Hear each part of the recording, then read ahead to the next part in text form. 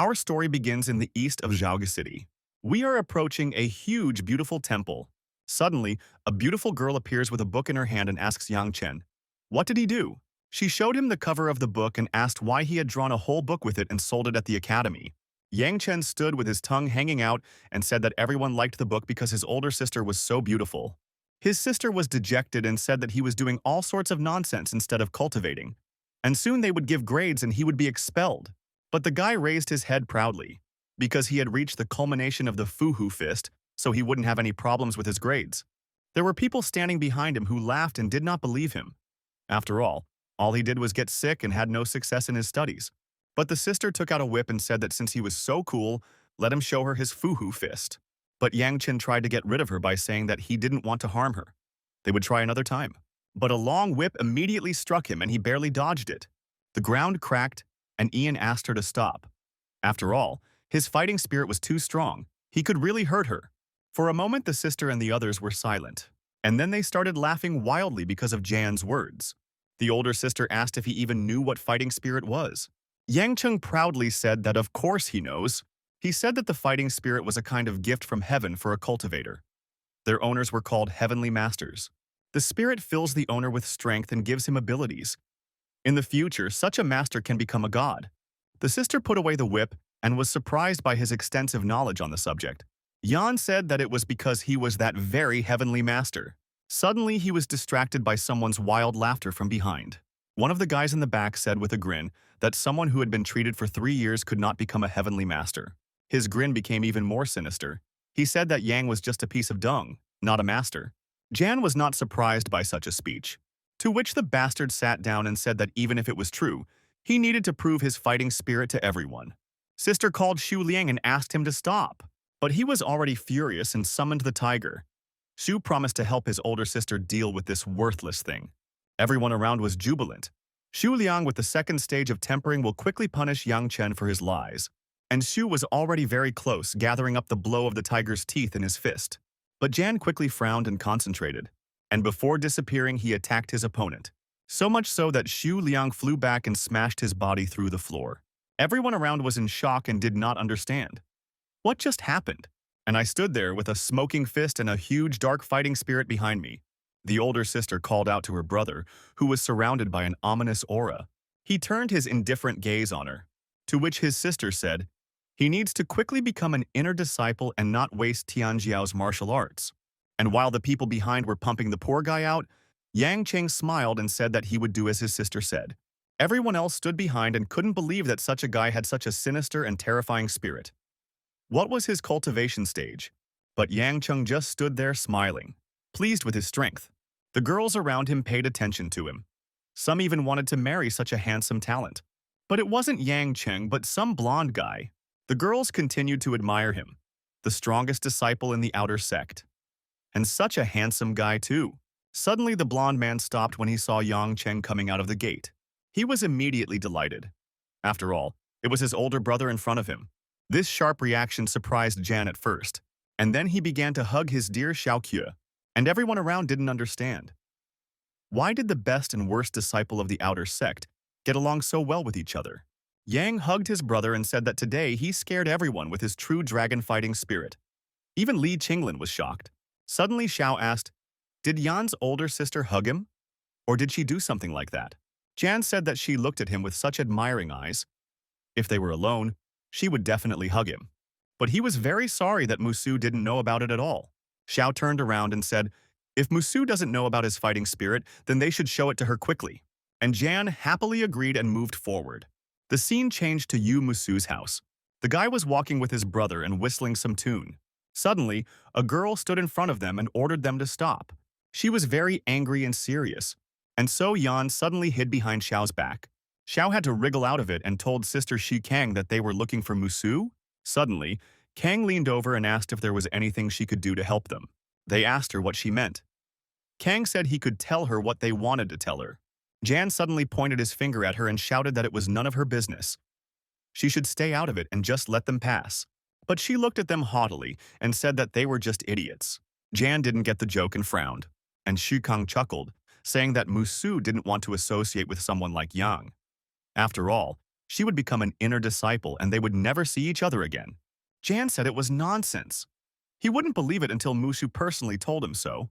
Suddenly, a girl with a beautiful hair clip approached them. She was very beautiful and looked at these two guys in front of her gate. It was Musu. Xiao turned to her sharply and asked, "What does all this mean?" She suddenly hesitated and turned to them, trying to find the words. Suddenly, she started shouting at Jan that now they had grown up and changed. Now it would be better for them to stay away from each other. After she finished her speech, her face was covered in sweat. And Jan, looking at her, said that everything was fine. He understood her. And then he turned around, leaving them, and began to leave this estate. Xiao was about to leave too, but before that he told Musu that she would greatly regret such a decision. And he also turned around and followed Jan away from here. The scene changed. Night fell. Yang and Xiao spent time together in nature, meditating and eating all sorts of delicious things. Yang Cheng was just practicing meditation and cultivating his fighting spirit. This is how his art of the primordial demonic dragon developed. And even Jan himself didn't understand what it was. He saw a book materializing from his energy and spirit in the sky and reached out to it. Taking it in his hands and reading the title, he was surprised. It was the legacy of the fighting spirit of the day demonic dragon. Opening it, he touched the pages and the letters began to glow and emit energy. Yan thought and realized that with his strength, he could only train the first chapter. He sat up in a pose and realized that this was a terrifying technique that could make him incredibly powerful. And he immediately decided to try it. Energy began to accumulate in his hands. Suddenly, glowing magical drops began to drip from the sky across the entire clearing. Xiao, who had been eating before, was shocked by this phenomenon. He turned around and saw a huge blue energy sphere where Yang Cheng had been. Xiao didn't understand. How did his brother suck out all the spiritual energy in this courtyard? Jan himself sat in this sphere, and huge clots of energy flew around him. He reasoned that Taoist masters are divided by attributes. Most have only one, but very rarely are those with several. For example, the fire sky Taoist can only absorb the aura of heaven and earth associated with fire, while other attributes are difficult to absorb or even sense. He looked at his hands and was shocked by the realization. He was a heavenly master with all the attributes. Ian swallowed in shock, and he began to rejoice loudly, shouting, "Hooray!" throughout the entire forest area. Xiao immediately came to the rescue and asked his brother what he was so happy about. What happened? Yang Chen immediately hugged him and said that from now on he would protect him. They both thought that this spirit's ability was amazing. It was able to absorb the aura of the entire courtyard in a few moments. Yan immediately became enthusiastic about the idea of going to Mount Chaojie, which greatly surprised Xiao. And the guy immediately ran towards the mountain because it was an ideal place for training. There was a lot of spiritual energy there and they would be able to prepare for the exam. And the scene moved immediately to Mount Chaojie. In the middle of nature, the guy was meditating. His energy began to rise upward. This is understandable. After all, his fighting spirit was incredibly huge and strong. Xiao was simply shocked that his brother continued to cultivate. Does he really want to become the most fearsome cultivation beast? His aura continued to spread throughout nature. His body turned red, his fighting spirit was strained, and even his mouth was gushing with strong energy. Xiao was surprised because he only needed 1 day for the second stage of tempering, instead of a whole month like Xiao. And the blonde immediately sat down to continue training. He would not allow Yan to surpass him in all respects. The day on the mountain was already drawing to an end. The sunset took over the sky. Suddenly something distracted Xiao. Something was wrong. He began to turn around and cover his nose. Some kind of disgusting smell spread throughout the area. The guy was surprised when he saw a handful of ashes where Jan had been and ran up to help. Suddenly the coal on his body began to crack, and he broke free from this stone captivity with force and screams. Looking at all this coal, Xiao was shocked. What stage of body tempering is he now? The third stage of body tempering requires refining the flesh, condensing its quality, and removing impurities. Even for the talented Xiao Qi, this stage took 3 long months. Incredibly, his brother Yang Cheng needed less than a day to go from the first to the third stage of tempering. This is truly an outstanding achievement. Suddenly, a beautiful melody began to sound from Yan's stomach. He turned to his Xiao, and he said that he was very hungry. Xiao quickly turned around and told Gigi to wait here, and he quickly ran out of sight, leaving Jan alone. A few minutes later, Xiao was already here. He brought his brother a tempered jade hoof ox. This powerful carcass should be enough to satisfy the cultivator's incredible hunger, and then he threw her to the ground. and it was cooked very quickly. Jan devoured the meat with wild appetite. Xiao looked at this with surprise. After all, the meat disappeared from the GG's hands very quickly, and very soon only bones remained from the carcass of a healthy bull. Having swallowed the bull, Yang Cheng only sadly stated the obvious to Xiao Kui. Hunger still tormented his body, and much more energy was required.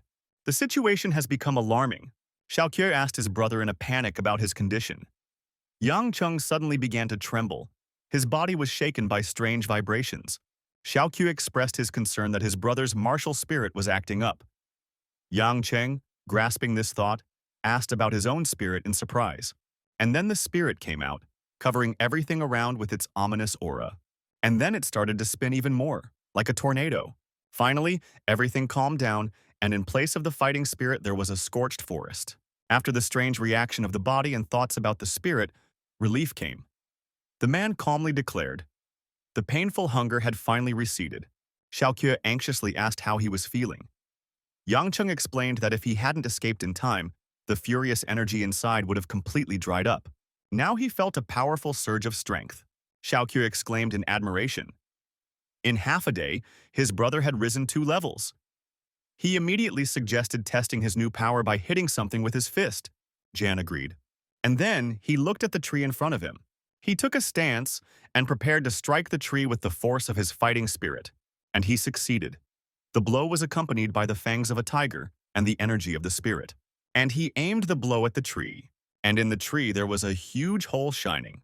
Xiao was shocked. Could this really be a fire attribute? Gigi closed his eyes and breathed fire, dispersing the fire.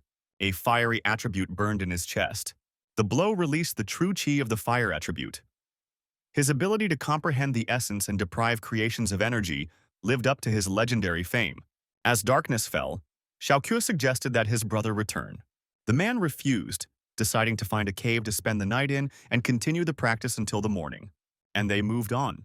There was concern in Xiao's voice as he turned to his brother, asking about the reason for his sudden restlessness or unusual state. Immediately, Jan looked into the bushes, and I saw something very interesting there. He saw a girl there, right in the forest, alone, and also happily swimming in a warm forest lake. She had almost finished bathing, and through the steam she could see him hovering. Yang looked at this with his jaw dropped, and Xiao next to him asked, what was he looking at? And then he also noticed the naked girl. Now they both stood with their jaws hanging open. He tried to shout the girl's name, but the protagonist shut him up. But the girl still heard something and turned around, asking who was there. And, getting up from the water, she stared at the bushes in which someone was moving. The 2 main brothers sat down, trying to remain unnoticed. When everything calmed down, Jan decided to look out from the bushes and assess the situation. The girl immediately got dressed and shouted, whoever it was, let them show themselves. There was no answer, so she decided to walk around the area and see who it was. And the girl walked right next to the bush with our main characters. But then she turned around abruptly, drew her sword and walked away. The girl anxiously recognized the Earth Mad Bear and rushed forward. Xiao urgently urged brother Yang Cheng to flee from the deadly beast. Yang Cheng showed unexpected curiosity towards the Earth Mad Bear, declaring his desire to see the beast and offering to go take a look at it. Xiao Kui warned his brother. An adult mad bear has the power of the 8th level of body tempering, which is too dangerous even for him. Yang Cheng ignored his concerns as he noticed a girl heading in the same direction and firmly suggested that Xiao Kui follow her to have a look. The scene changed, and now we finally saw this huge mad bear. He struck blow after blow with his bear paw, and the ground beneath their feet cracked from them.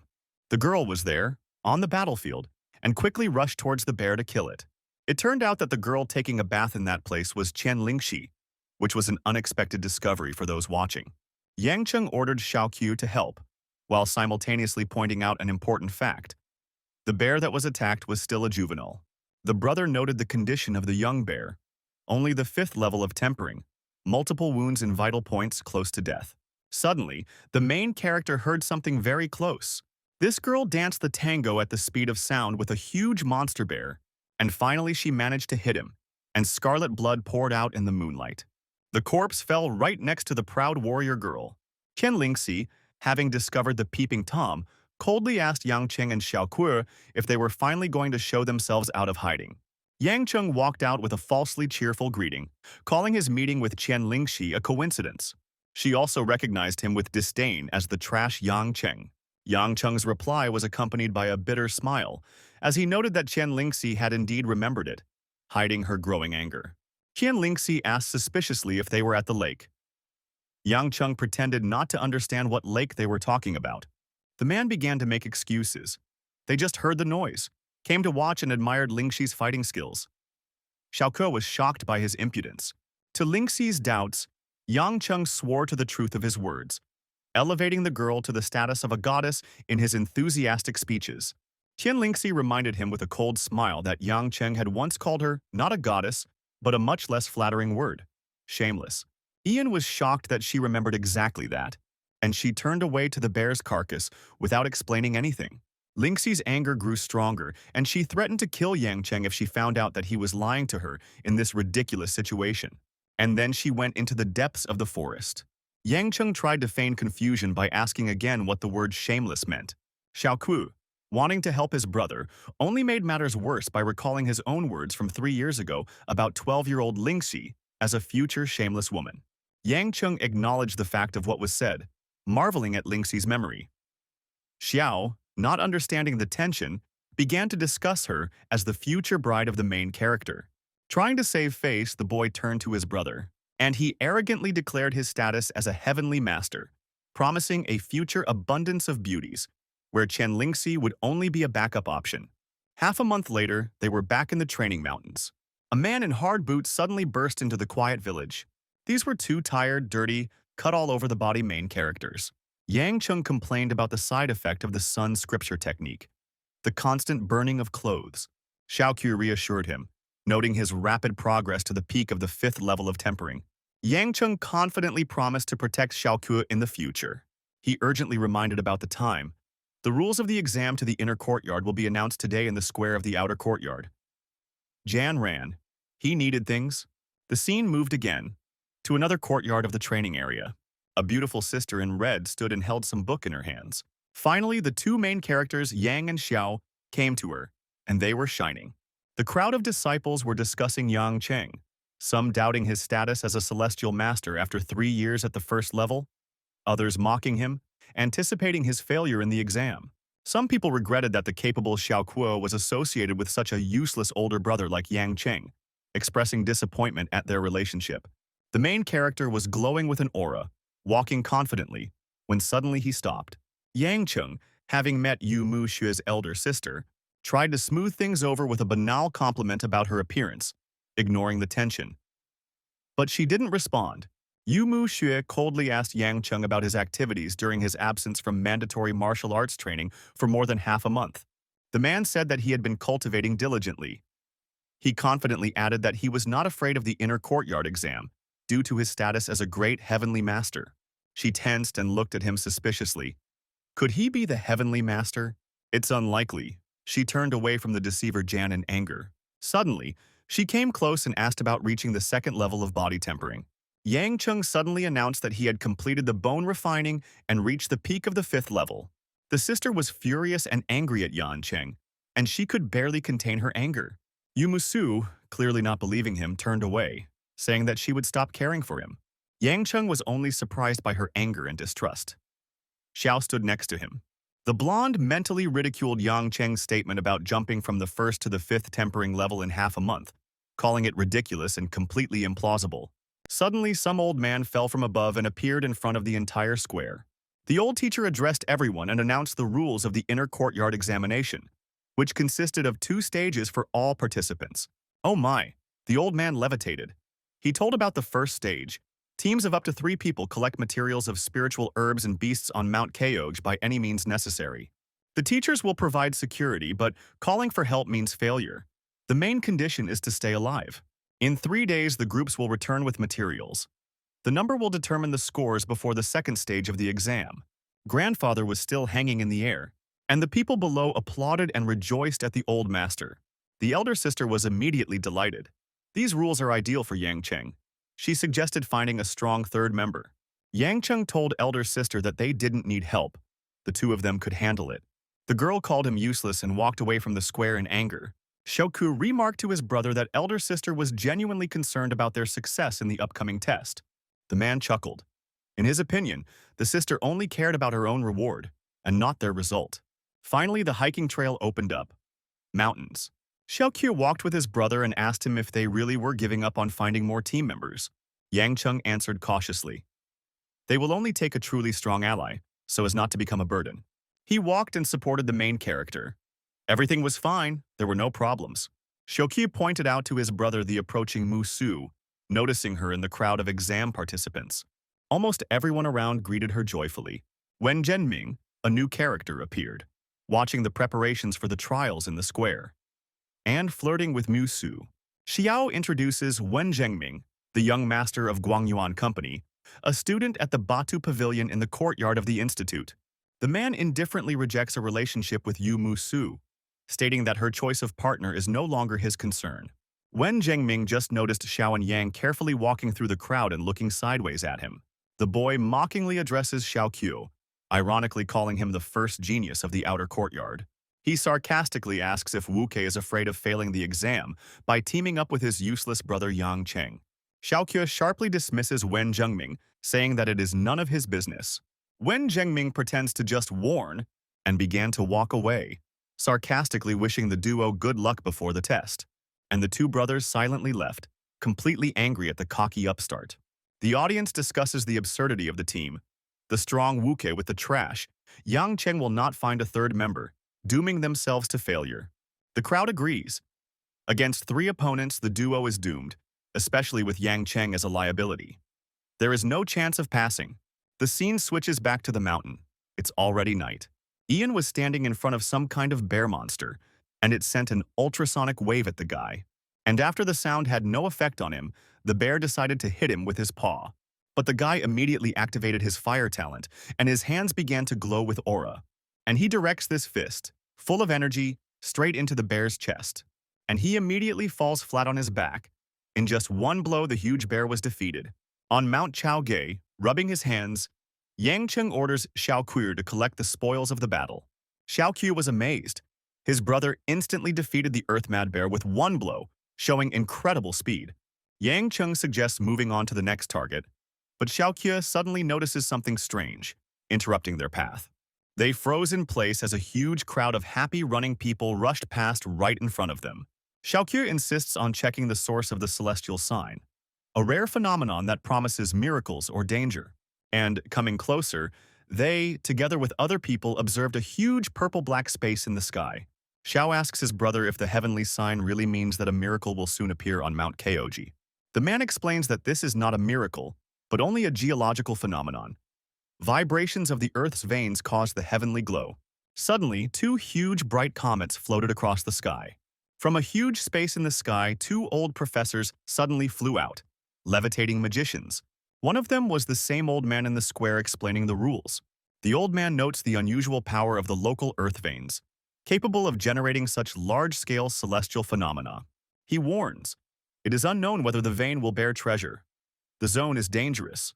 An accidental entry into the vortex threatens death. All the people raised their heads and listened to this speech. All this frightened them. The crowd sighs in disappointment. The phenomenon seems boring, and only John remains in front of the anomaly. The man ponders whether ginseng scripture, who comprehends the essence of things, will be able to understand the nature of this thunderstorm phenomenon. He decided to activate it and check it out. He closed his eyes and began to accumulate energy.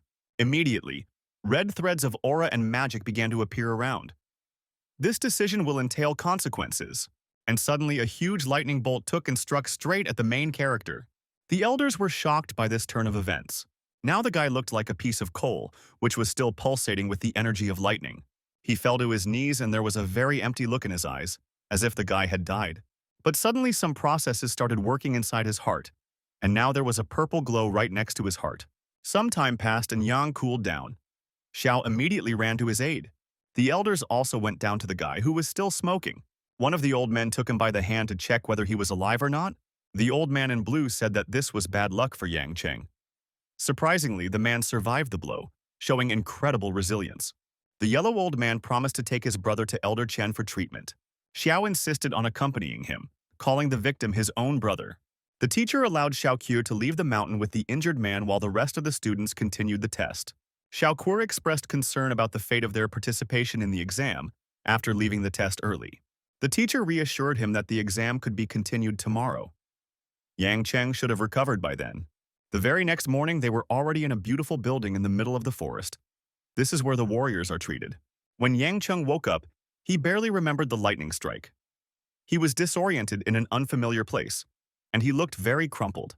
Suddenly, he felt a strange burning sensation in his stomach, that same energy again. And then he remembered his fusion of fire energy with the energy of purple lightning. The man was amazed to find a cloud of energy inside himself, reminiscent of the power of heavenly lightning. Shock pierced him, and he remembered everything, even his defeat in the face of the elements. The solar scripture absorbed the thunder energy, transforming it into a new form, heavenly thunder chi. Feeling the power of the new energy, Yang Cheng believed in his superiority. A feeling of invincibility came over him. Euphoria gave way to bewilderment. The man looked around, trying to understand his current location. He decided to look around and left the house, throwing the doors open. Jan saw in front of him a large courtyard full of picturesque nature, and also a girl drawing on a large sheet of paper. The man was interested in this activity and decided to come closer and get to know her. Suddenly, Yang Cheng felt a powerful aura coming from her, which raised questions about her true skill level. The cultivation masters, the elite assistants of the heavenly Daos, had the highest status on the continent. They were all heavenly masters, but not the other way around.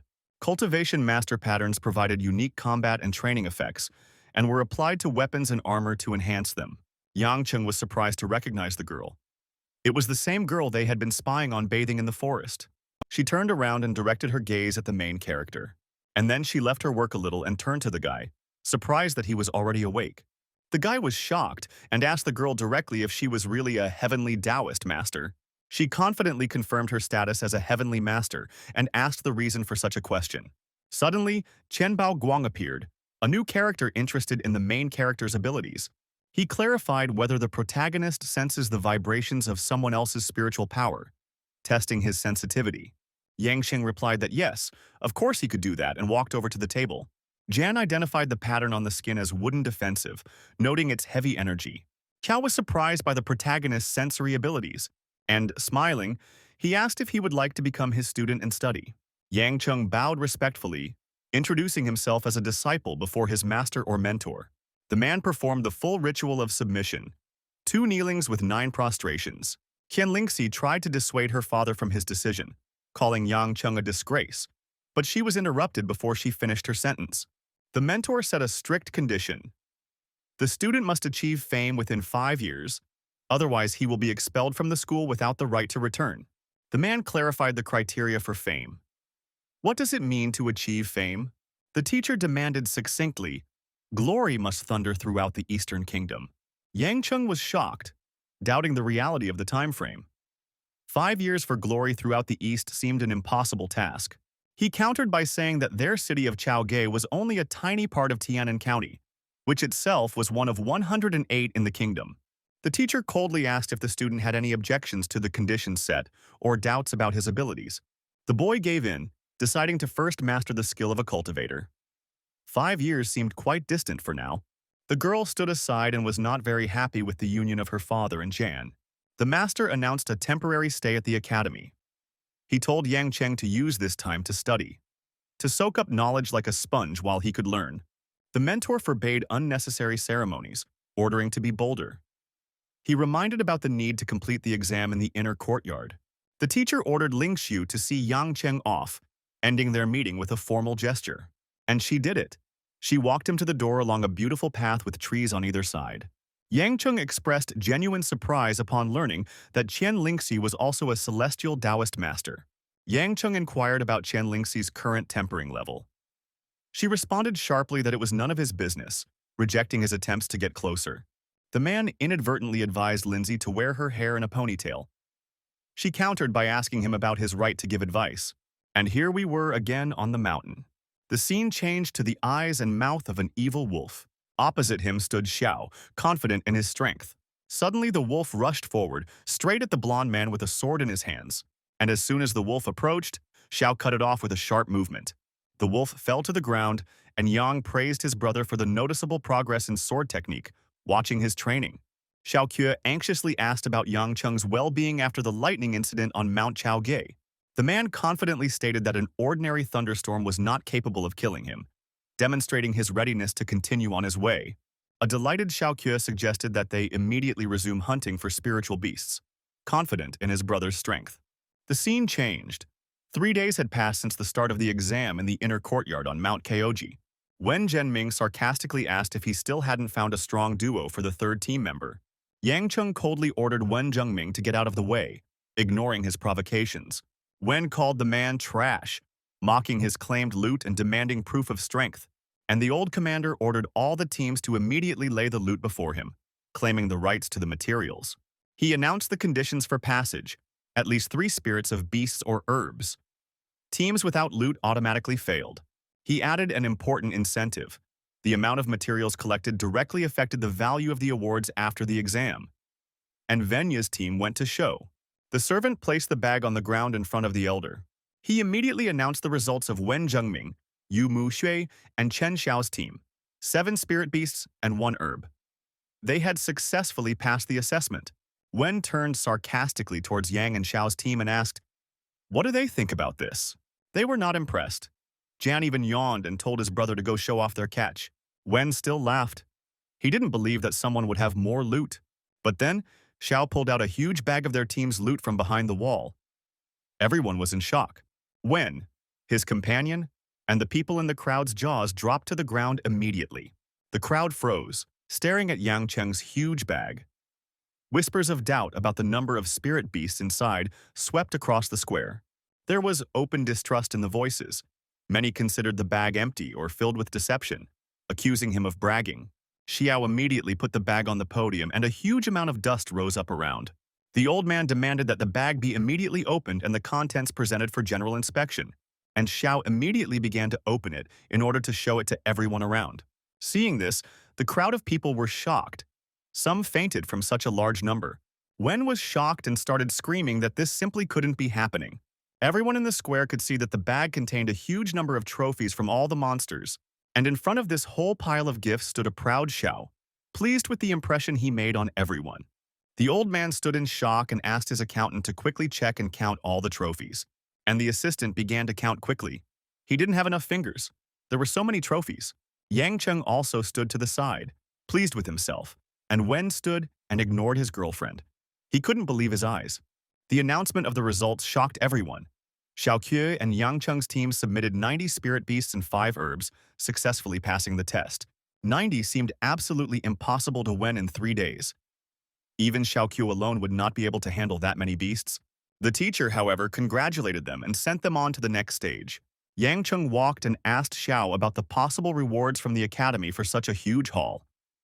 Xiao Que said he didn't know, but it was good that Yang had hidden some herbs for them. Suddenly, Musu ran up and asked about the method of killing so many animals. The man only smiled mysteriously, once again referring to the great heavenly master's incomprehensible power, avoiding a direct answer.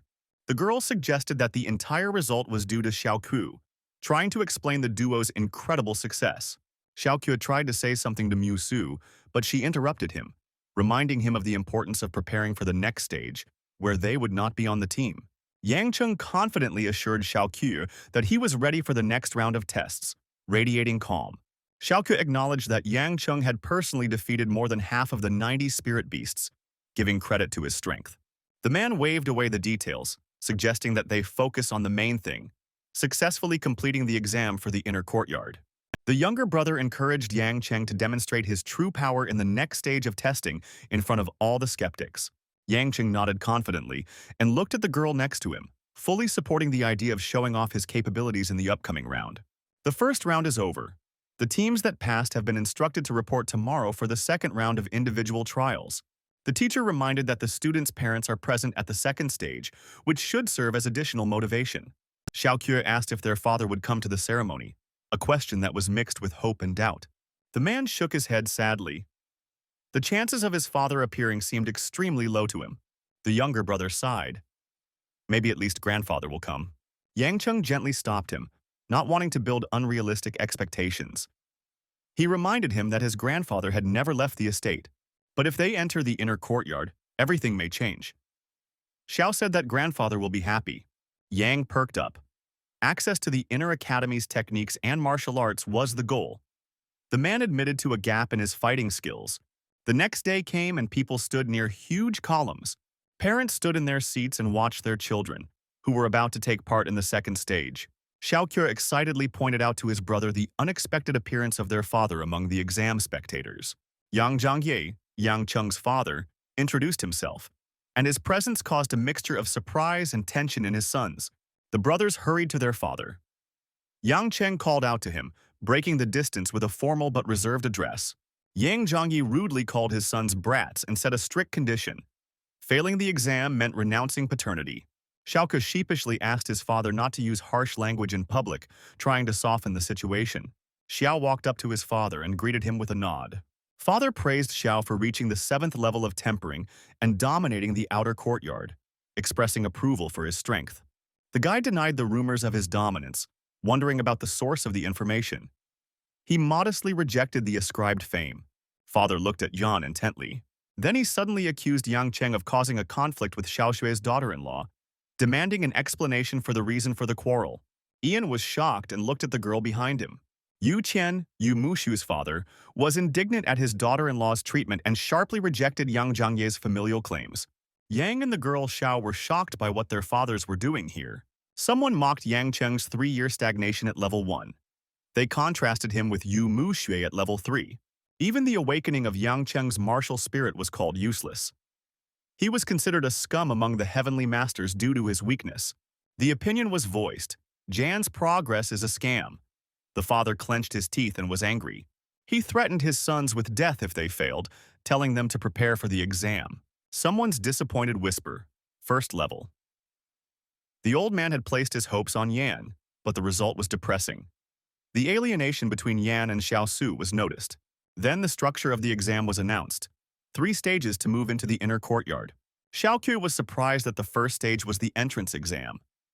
Yang Cheng was determined to win the main 3-stage exam. The grand prize has been revealed.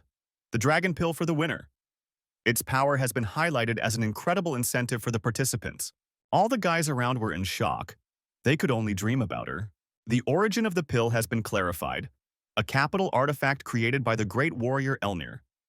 The value turned out to be higher than expected. The dragon pill radically strengthened the body and increased strength. It even helped Void Realm Masters break through level barriers. Everyone in the stands appreciated this proposal. The 2nd and 3rd places were each awarded an essence pill. The 4th to 10th place participants were each awarded 10 minor elixirs.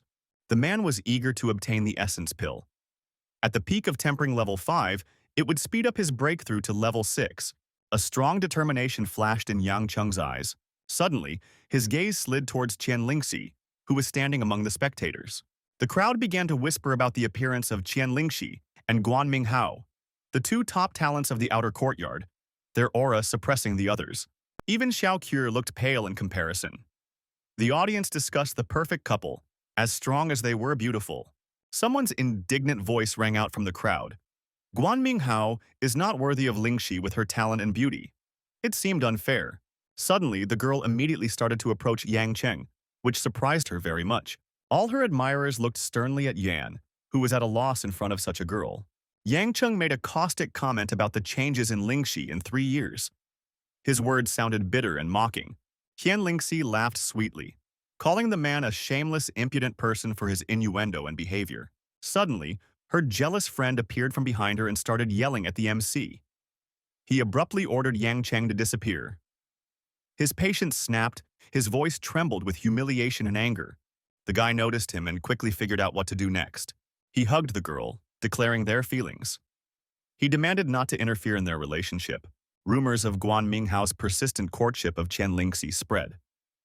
Her closeness to Yang Cheng left observers perplexed.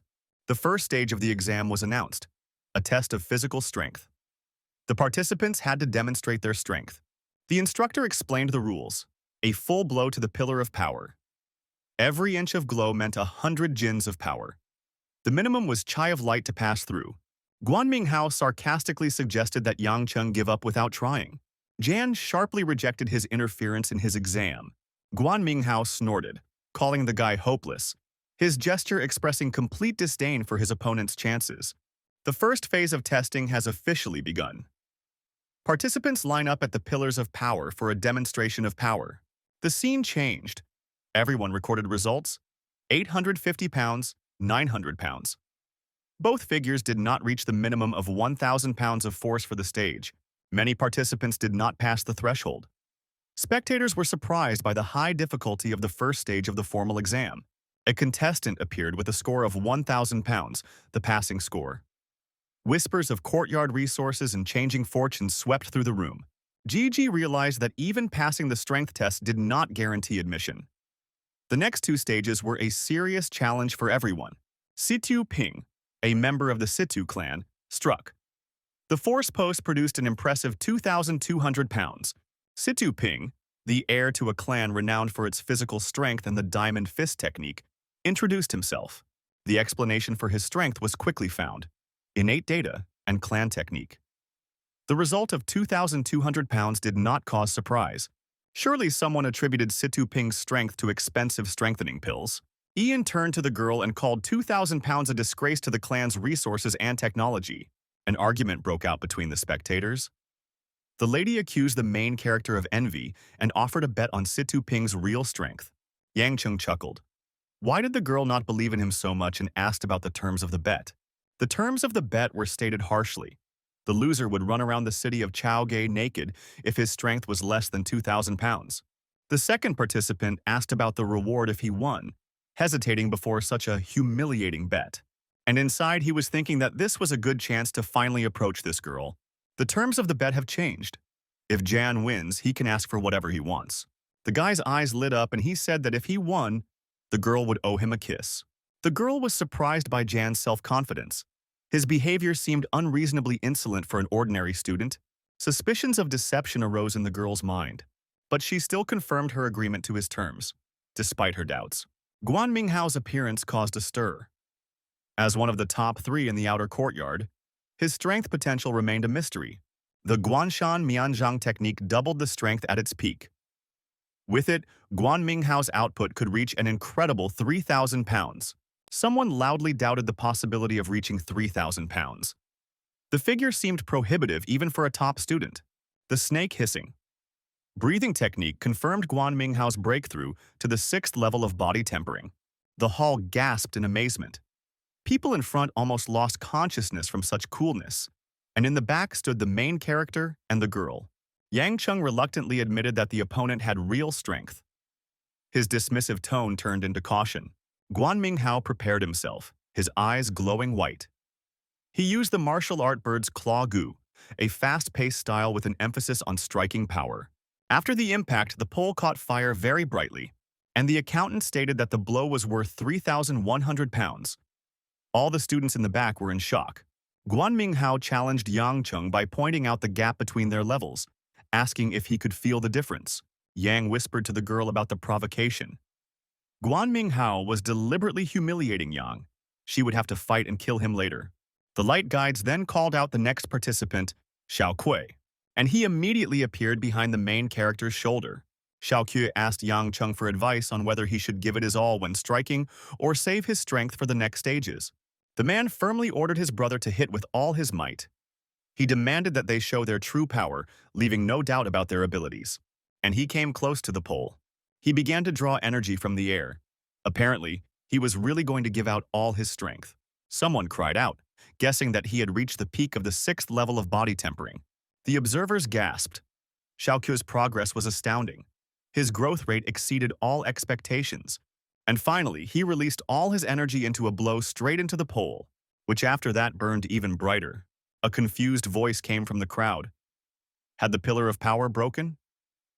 This result seemed like a technical error or a miracle. The instructor confirmed the record 4,100 pounds, his voice shaking with amazement as he announced the phenomenal result. The crowd was amazed at Xiaoqiu's superiority over Guan Minghao, and theories arose about the latter's hidden progress or unexpected weakness. Xiaoqiu's father loudly took credit for his son's success, ignoring his independent efforts. His bragging disgusted many people around him. Jan looked at all this with joy, while everyone else was in shock. He then turned to the rest of the disciples and proclaimed Xiao Kui, as the new king of the outer courtyard. The girl turned around and told him to calm down. Xiao was the king only for him for now. Yang Cheng countered by claiming personal credit for his bro's success, insisting that it was his support that made it possible. Of the legendary three leaders, only Qian Lingji remained. Everyone froze in love and anticipation of her coming to the pillar of power. Qian Lingxi stepped forward at the judge's call. Jan took her by the shoulder and said that now it was her turn. As soon as she stepped forward, energy enveloped the ground beneath her, and then the whole air around her was full of magic and power. She slowly approached the pole. Everyone in the stands watched with bated breath. And then she suddenly directed all her energy through her fist into the pole, and just as easily finished the blow while the pillar was still glowing brightly.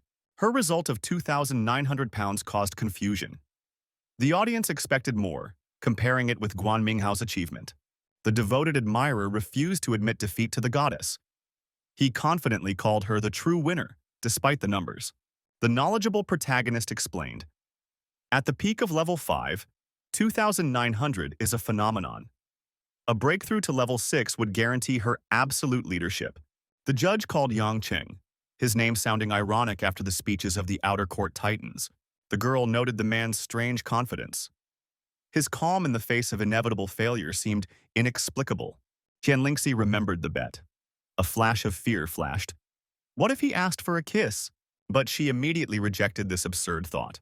Yang Cheng started with an absurd dance before the strike. The crowd greeted this with laughter and complete bewilderment. Qian Lingxi gasped when she saw his fighting stance. It was a shock from his sudden seriousness. The crunch of the man's bones stunned everyone. Such a sound only occurred when the bones were completely purified, a sign of the 5th level of tempering. Wen was furious. He thought that Yang was only at the 1st level of tempering. Yu Muxue clenched her fists. She realized the deception. Yang Cheng deliberately hid his true strength. Guan Minghao rejected the reality of the 5th level. He accused Yan of using temporary pills, and having called the result a fake, he realized that this bastard was no match for him anyway. The impact created a vortex of energy, and the pillar of power cracked under pressure that no one had ever seen before. Everything was in smoke from the force of the blow that Yang Cheng directed at the test pole, and it lit up with a bright light, brighter than all the others. Recorded 3,500 pounds. Confident passage of the stage. The instructor's voice trembled, announcing the incredible result. Wen acknowledged his physical superiority, sarcastically noting that brute force is not the most important thing in a real fight. Now, having received the highest mark, Ian turned to the girl and waved to her.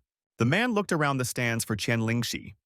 The girl disappeared immediately after his blow, avoiding the bet. He loudly promised to find her, reminding her of the inevitability of the kiss, ignoring her attempts to hide. At this time, Qian Lingxi ran through the forest and screamed her hatred for liars.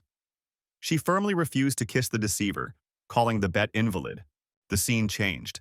Now Ian stood proudly in front of his brother and beamed. The whole crowd was in shock.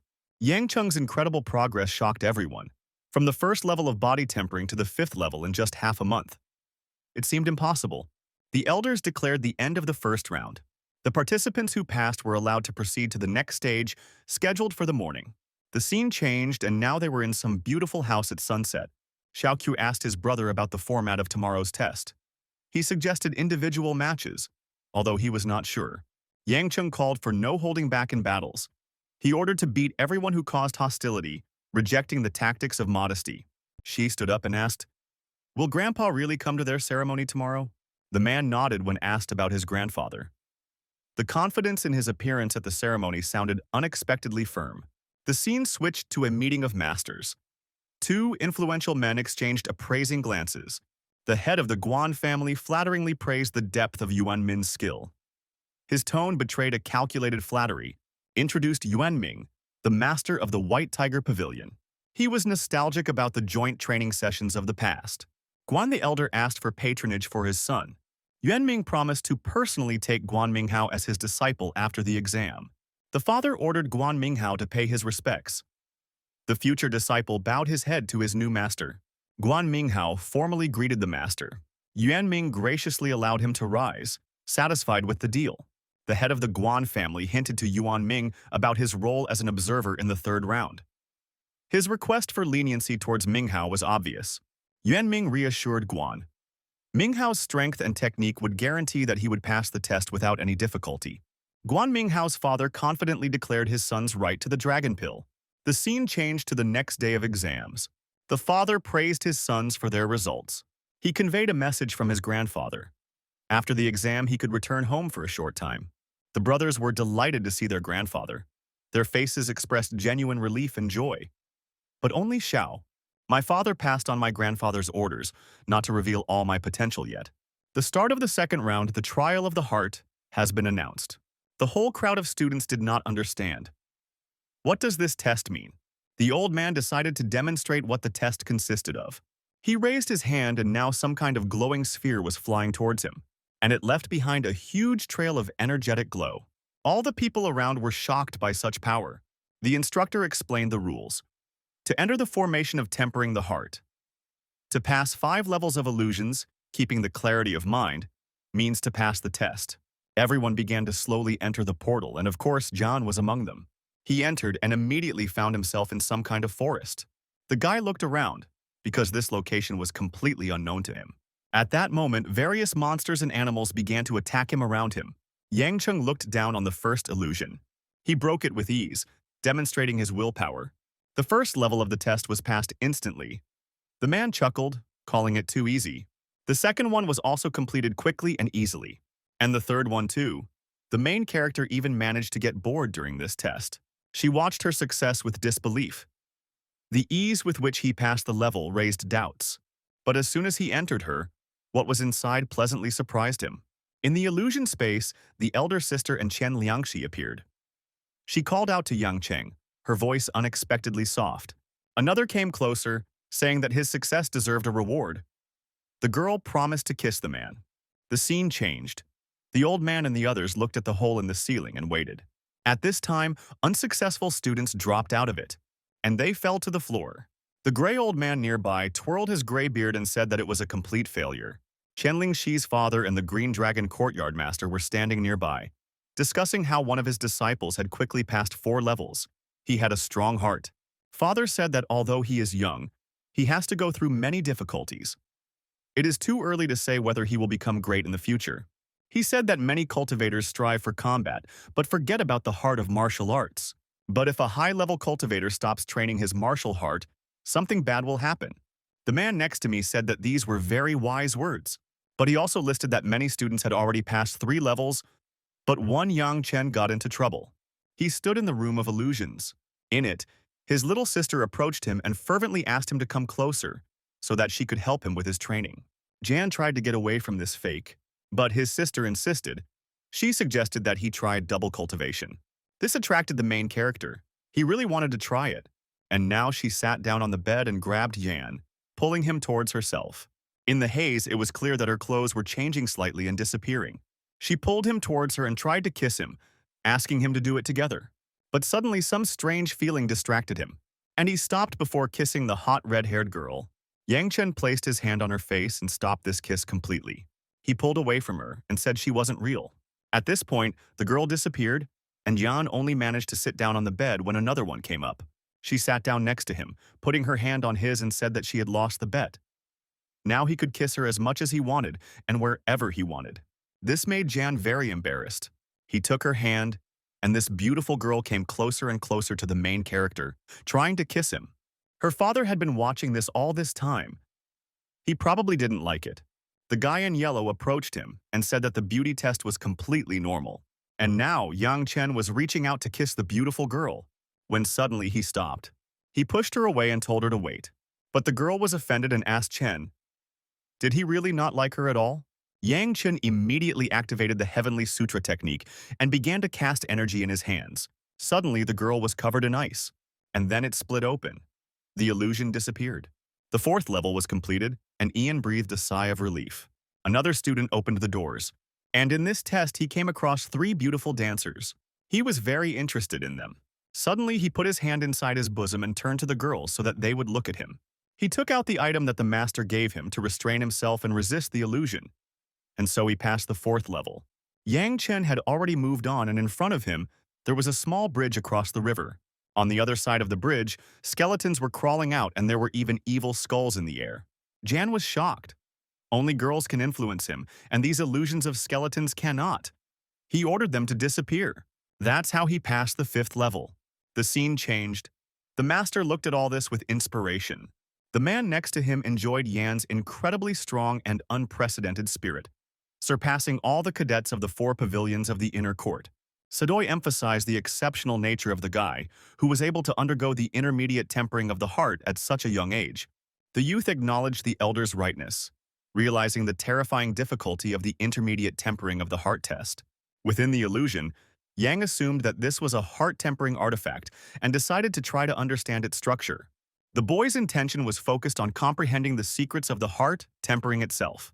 The observer considered it audacious for the youth to attempt to understand heart tempering without mastering the basic patterns. The clear pattern was seen by the observer as an excellent opportunity for learning. The scene changed. The first participant successfully completed the heart tempering test and came out. Guan Minghao was the first to pass the heart tempering test, as expected. Xiaoque and Qian Lingxi followed him, taking 2nd and 3rd place respectively. The rest also did not linger and ran out of the portal. However, Xiao stood there, looking at the exit and thinking, "What's wrong with his brother? Where is he?" At that moment, the flash opened slightly, and our main character flew out of it. Yang Chen, as expected, was the last participant to emerge from the challenge. Despite the passage, the comrade was surprised by Yang Chen's strong delay, asking about the reason. But instead of explaining, Jan whispered about their upcoming wealth, overcome with enthusiasm. One of them interrupted the conversation about wealth, promising to tell later and calling for silence. The instructor began to speak. The next stage was soon.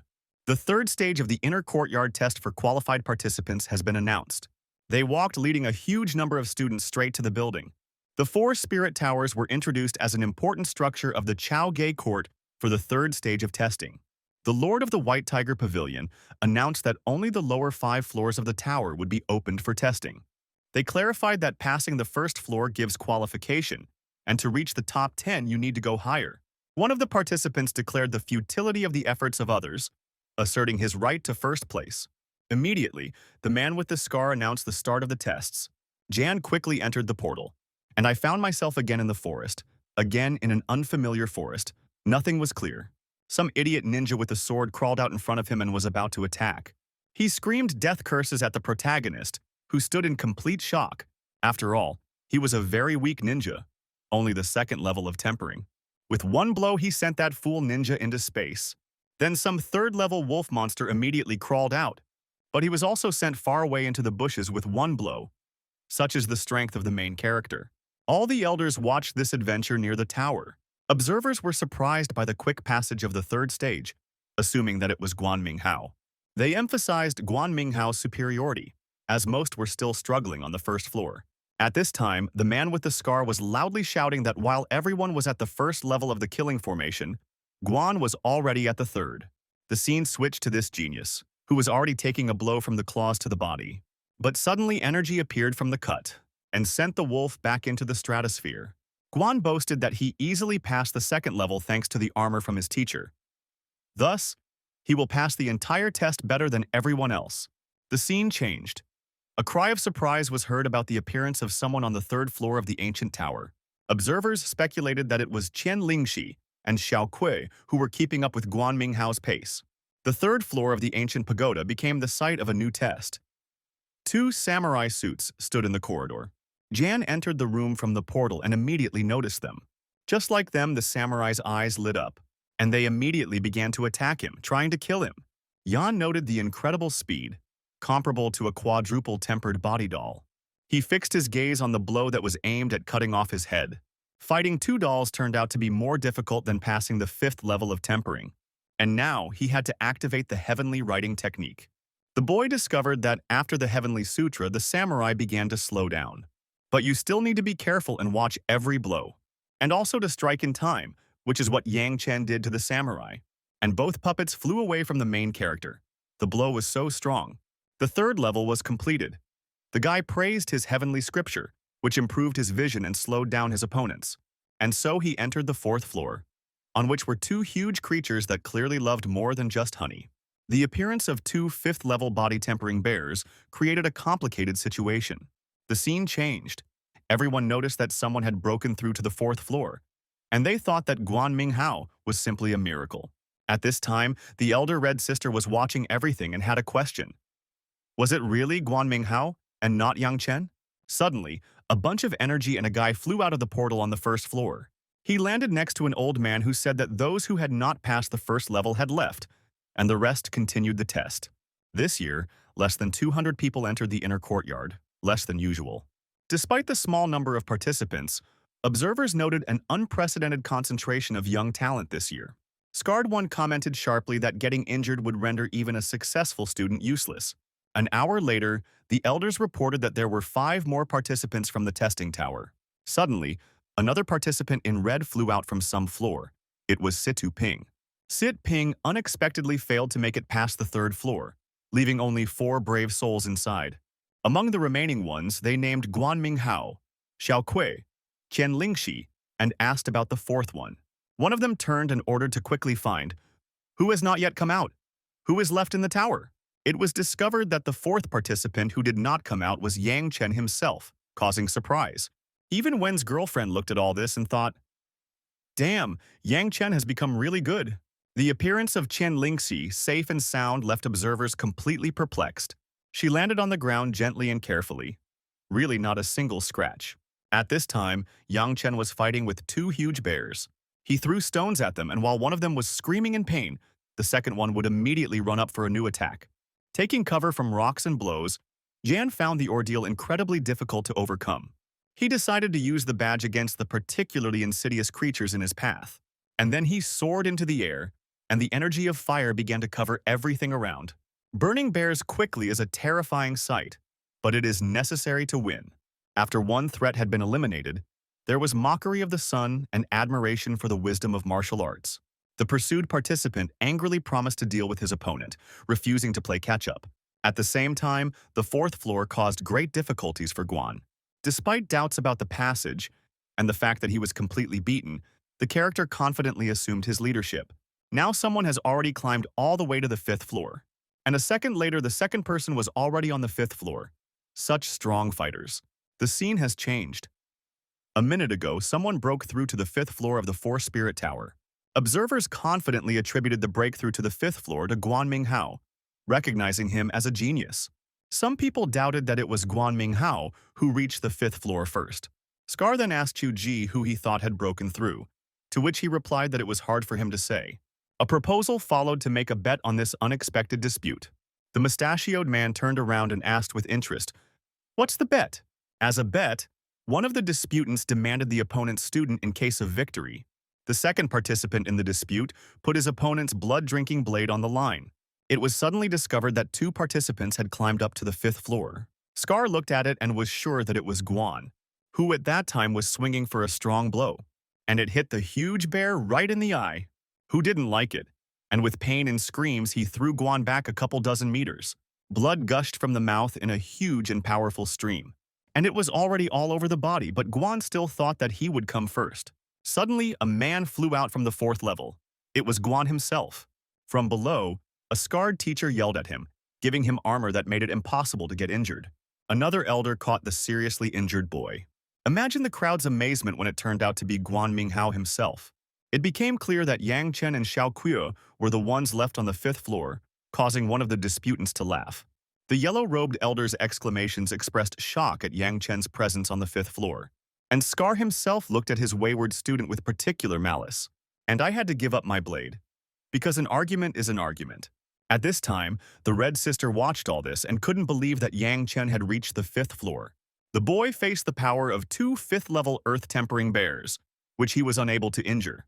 But even so, they could not keep up with his monstrous speed. Xiao also dealt seriously with the monsters on the level, even though he was very tired and exhausted from the battles. After 15 minutes of tense waiting, the 2 participants finally left the tower. The observer noted that both were unharmed after the 5th floor. And the mustachioed man acknowledged their strength and Yang Chen's hidden talents. And not only he, but even other students were delighted with the main character. Yang Chen stood in the crowd of people admiring him and noticed how his beloved was looking at him. He almost passed by her when suddenly she turned to the main character. The man announced the end of the tests. 198 people entered the inner courtyard. Ratings. Later. Xiao confidently predicted that Brother Chen would take first place in this test. After discussion, Guan Minghao was named first in the Great Trial rankings. Some time passed, and Scar dictated their rankings for this challenge. Xiaoqiu got second place. Everyone was shocked.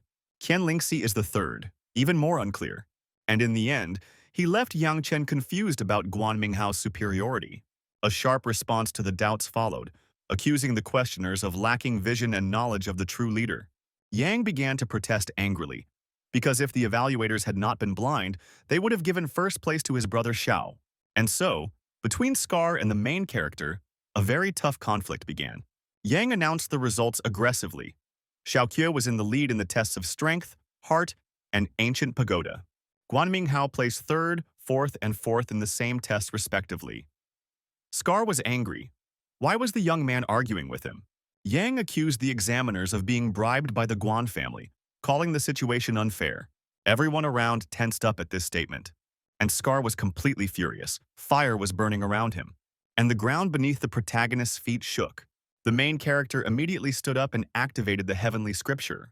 Scar said angrily that the swordsman would be disqualified for the inner court, which caused Xiao to protest about Yang's superiority over Guan Minghao. The situation was described as a real rebellion against an unfair decision. Some expressed sympathy for the unyielding Yang Chen and Xiao Kui. Yan and Xiao's father silently watched this entire conflict situation without interfering. Scar became even more angry and said that in that case, Xiao Qiu would also be expelled from the academy. This made the talented blonde warrior furious, and he released his aura to fight. But Yan immediately stopped him, saying that they didn't have enough strength right now to defeat the corrupt bastard. The academy officially cancelled Xiao Qiu's qualification for second place. The reason for the cancellation was announced, allegedly for disrespect and unworthy behavior of a swordsman. The new seats were distributed as follows: Yu Lingxi, second; Situping, third; Chen Lingxi, fourth. He threatened to expel anyone who dared to challenge her decision. He stood there, breathing heavily with anger, and next to him stood the very teacher who had won the argument with him. All the students stood around and pitied Yang Chen. He was in an unfair situation. Immediately, the main character and Xiao were approached by their evil older sister in red. She sharply asked the man if he understood the consequences of his actions. The main character called her cute when she was angry, and the girl reproached the guy for laughing after the disqualification and conflict with the head of the pavilion. The man claimed he had no need to join the inner court after the unfair test. The girl was outraged by his attitude, noticing a strange jump in his strength over half a month. She directly asked him how he had reached the 5th level of body tempering so quickly. The guy jokingly explained the progress by studying her picture book from the beginning of the manga every day. This confused and angered the sister even more. Suddenly, someone in armor approached them and spoke to Yang Chen and Xiao Qie. General Li Yashan, the commander of the defense of Chao Gai, arrived. The girl was surprised by the unexpected appearance of her father, the general. The general explained that he had come to personally meet 2 promising personnel. The general invited Yang Chen to join the Blue Tiger Army after he was expelled from the academy. The boy politely thanked the general for the offer, promising to consult with his family. The general praised the boy's actions, confirming the openness of the Blue Tiger Army. The general whispered to his daughter that this young man was worthy of becoming his son-in-law. The girl was embarrassed by her father's words and said that he was up to his old tricks again. Suddenly, Xiao came up to him and said that since MC didn't get into the academy, they should join the army together. The boy refused, advising him to use his resources and talent for the inner court. As soon as Yang started to run away, Xiao approached him and asked where he had gone. The man announced his intention to find the person who had promised him a kiss, the fox. Xiao was immediately dissatisfied, because even though his brother was an adult, he still thought about girls. He explained that he was going to a family connected with his future education. Her father was his teacher. Xiao was shocked. Since when did Yang Chen even have a mentor? The scene changed. The guy arrived at Quan Hanking's residence. The head of the White Tiger Pavilion was surprised by the appearance of the disqualified youth. The man asked the boy if he knew the status of the place and the reasons for his visit. In response, Yang asked, "What is he doing here?" "Yang Chen's master lives here." The leader was shocked. Could it be that this young man was trained by Qianbo Guang? Unbelievable. And Jan left him in shock at the gate, entering the courtyard, answering that yes, he was studying with him. The old man attributed Yang Chen's recent progress to his training with this master. It became necessary to urgently inform the master of the guest's arrival. Upon entering, the boy immediately saw his master and turned to him, seeing what he was doing. The master sat near some building and meditated, spreading his energy around. Jan noted the incredibly strong pressure emanating from the master's training site. Suddenly, the gray-haired man appeared at Jan's side in a second and finally greeted him. In response, the protagonist began to bow, but the master asked him to sit down quickly and discuss everything. The young man paid his respects to the master, admiring his high level of swordsmanship. The master also sat down opposite him and immediately asked a question. Does he still want to learn? The guy immediately nodded in agreement. He really wants to study. But after taking a sip of strong tea, Bo Guang said that the boy was still too weak to learn. The master said that he heard the chief judge the boy's heart strength as insufficient for his level. But Jan politely stopped the master and decided to tell him everything as it was. Some time passed after the story was told. It was already deep into the night. After hearing the story, the master was shocked. How dare Yuan Ming behave like that? The guy expressed disagreement with the results, recalling the passage of the fifth stage. The master condemned the provocative behavior of the teacher of the martial arts style being demonstrated. It is a disgrace. Yang immediately asked the master why he didn't expel Yuan Ming from the academy. The master explained that he had no power over the academy and lived there as a guest. He called the request for help cowardice, asking the boy if he considered himself a coward. The boy acknowledged the master's unreliability, but pointed to Uman's power in the inner court. The master ordered the disciple to defeat Uman in the future. After all, no one dares to mock his disciples. Jan was shocked by his master's unusual thinking. The young man asked the master about further actions. The master advised him to prove his rightness by force in this world. The guy asked permission to train in this place. Suddenly, they were frightened by a loud, angry female voice that screamed, "No!" Lindsay objected to allowing the boy to stay. The master insisted on the student's stay, entrusting him with the yard work. He added that in the future, all duties would pass to the boy. Yang Chen smiled at the girl, but she became even more angry, admitting that she couldn't do anything. The young man asked when he would begin learning how to carve patterns. The master ordered to first study all the jade tablets in the office. The guy agreed to read them all night without interruption, and a second later he was already opening the gates to the home library. When he saw the interior, his eyes immediately widened. Because there was just a pile of bundles and books around him, he wouldn't be able to read them all even in his entire life. The scene changed to a night sky strewn with stars. Yang was still sitting and studying each scroll. It was very difficult. His whole body was surrounded by energy as he was inspired and read these teachings. Suddenly, he heard the girl praise the taste of the soup and offer to eat it together. He immediately looked out of the door and looked at the girl with the soup. The young man asked if Chen Lingxi had brought him some soup. The girl was surprised by his presence and asked if he was going to live here. The guy asked the master to allow him to train here and reminded him of the bet. He asked directly if the girl was ready to fulfill the terms of their bet. Chen Lingxi immediately thrust a hot plate into his hands, and then, as she was leaving, she told him to just drink the soup. He was surprised by her embarrassment over a simple kiss. The young man opened the lid and noted the pleasant aroma of food, and I immediately decided to try it. After the first sip, the guy's eyes lit up. It was very tasty, and in a moment the plate was already empty. Jan has a brutal appetite. After his feast, the boy went outside and said he had hiccups, but he was immediately kicked back into the library. The master ordered the boy not to go out until he mastered the first pattern. The guy assumed that the master had deliberately given him a difficult task, and he sat down on the floor of the library further on to continue reading the teachings. Half a month of hard training passed. The guy was already quite strong, and his aura also changed its color to a darker fire. He learned to put a fire pattern seal, and now an explosion from this seal appeared before him. Quite interesting. The boy successfully created the pattern, causing a flash of fire, which amazed the master. After all, he did it in just half a month. Yang Chen is a very capable student. The girl was shocked by his speed of learning, comparing it to her month. The master allowed me to leave the office and ordered me to study the gravity pattern. The boy boasted to Chen Lingxi about his invincible talent. The girl acknowledged his luck and efforts, and then the guy reminded them about the time to fulfill their bet. The girl angrily ordered the boy to return to his studies until he mastered the gravity pattern. The guy confidently stated that the girl should just wait for him. Another half-month of hard training passed. The man happily informed the master that he had successfully mastered the pattern. But suddenly something caught his attention and worried him. It was the beautiful Lindsay, standing in her blue fur coat, catching snow with her hands. Yang Chen immediately walked up to her and asked Chen Lingxi if they wanted to grow old together. The girl cut him off abruptly, ordering him not to spoil the scenery. The master standing nearby found their behavior very childishly funny. The guy retorted that youth is good and noted his and the girl's joint efforts at night. The master was outraged by the impudence of the youth, who dared to participate in the sacrifice first. But suddenly something caught his attention. He looked up at the sky, and I saw a huge golden bird. It was clearly someone's sign. It became clear that Bianjing Wuyuan was in serious trouble.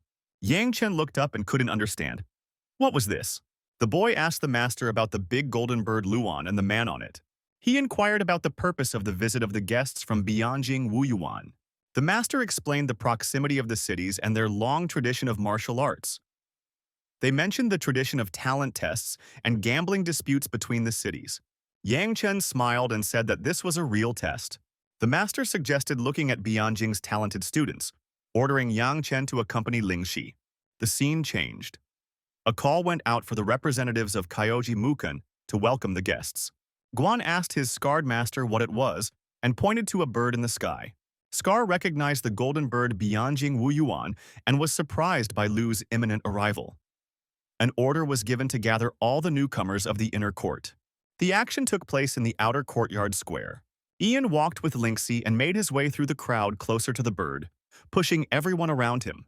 And then in the crowd he met his favorite blonde guy, his brother Xiao Ke. The boy asked about the situation after the huge spirit beast appeared. Xiao expressed envy towards the majestic mount and announced the arrival of the pavilion leader. Jan looked at the golden bird again and thought that someday he might have an animal like that. Suddenly everyone turned around because the master of the pavilion was already here. And indeed, all three masters arrived, the scarred one, the mustachioed one, and the guy in yellow. Guests from Bianjing Wuyuan were invited to the inner court for recreation and competition, and one of the guests jumped off his bird. The guests abandoned formalities, declaring the futility of ceremonies before the tests. They suggested that the fights begin immediately, doubting the host's abilities. The parties agreed to begin the competition without delay. The rules were set. 5 fighters from each school, one-on-one fights. The winner stays on the field. The loser is eliminated until the team loses 5 times. Scar noted Bianjing's aggressiveness and the fact that they had an exceptional fighter. The Chaoge representative objected, pointing out the numerical advantage of his disciples. And so he agreed to do everything exactly as the guest said. So now this visitor ordered his disciples to go down, and they quickly began to jump off the bird. Very cool and impressive. Yang Chen observed and acknowledged that there were several real geniuses among the guests. When the girl asked about the source of his knowledge, he referred to his own intuition. The master warned the fighters from another region about the need to control the force of their blows. Guan stood and looked at this angrily, and his people around him already wanted to give these upstarts a couple of lessons. But despite all the discontent, the head of the inner courtyard announced that the training exchange of experience between Chao and Bianjing would now begin. Bianjing's disciples walked forward proudly and without fear of anyone. The first to speak was Chu Ming, who introduced himself and said that he had a 5th-level body. Scar immediately pointed out to Situ Ping that he would be the first to fight, and his opponent was this guy in yellow. And they stood in the middle of the square, preparing for battle. Situ Ping took his stance, a very strong fighter. And then the enemy suddenly rushed at him, activating his lion fighting spirit. Everyone around was shocked by the power and energy of the fire attribute and the strength of spirit of this fighter. Yan noted that the inconspicuous youth turned out to be a master of the heavenly path of fire. The pavilion leaders stood and noted that their arrogance was not unfounded. They really did have powerful students this year. Situ tried to block the attack of this crazy fire warrior, but the force of the blow was such that the guy immediately flew back. The guy was very pleased with himself. He immediately showed them a masterclass. And now he stood confidently in a fighting stance in front of the beaten Situ. Suddenly, the red-clad fighter demonstrated the power of the invincible diamond art technique. And now they were approaching each other, preparing to deliver incredibly powerful blows. Their fists were rapidly approaching, and it was anyone's guess whose energy and fighting spirit would win. The winner was the guy in yellow. Situ Ping flew back again. A foreign disciple crushed Situ, who possessed the invincible diamond art. This surprised the leader. Now the guy stood in front of Situ again and said that this was the end of it. But he didn't want to admit his defeat, so the guy activated the fire on his hand again. The referee stopped the fight, demanding that the loss be acknowledged due to excessive violence. Yellow stopped his fire and said that they were all such sissies here. Someone in the crowd was outraged by the need to win at any cost. There followed agreement with the madness of the demands. Yang Chen looked at this and said that he couldn't just stand there, it was too arrogant and harsh. Lingxi said that Yang himself was even more arrogant than his opponent, to which Yang Chen thanked her for the compliment. He explained the difference in behavior with strangers and his own. With strangers, he is arrogant, but with his own, he behaves better than anyone. The girl promised to use him as a training dummy, and, taking the hint, the guy told the girl to forget everything he said. At this time, Scar announced that Guan Minghao would be the next fighter. Guan Minghao was introduced as the first fighter from the Chao Gay inner court. The enemy sarcastically doubted his strength, causing laughter from Yan, who was watching the fight and was already rooting for Guan's opponent. But still, to maintain morale, he had to say that he was rooting for him.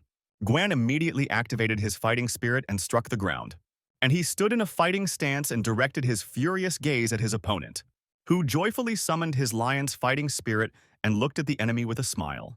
Guan immediately flew forward to hit the bastard, but he quickly dodged, which left Guan simply in shock. Yang Chen and Lingxi in the stands noted the incredible speed and agility of the opponent's plump fighter.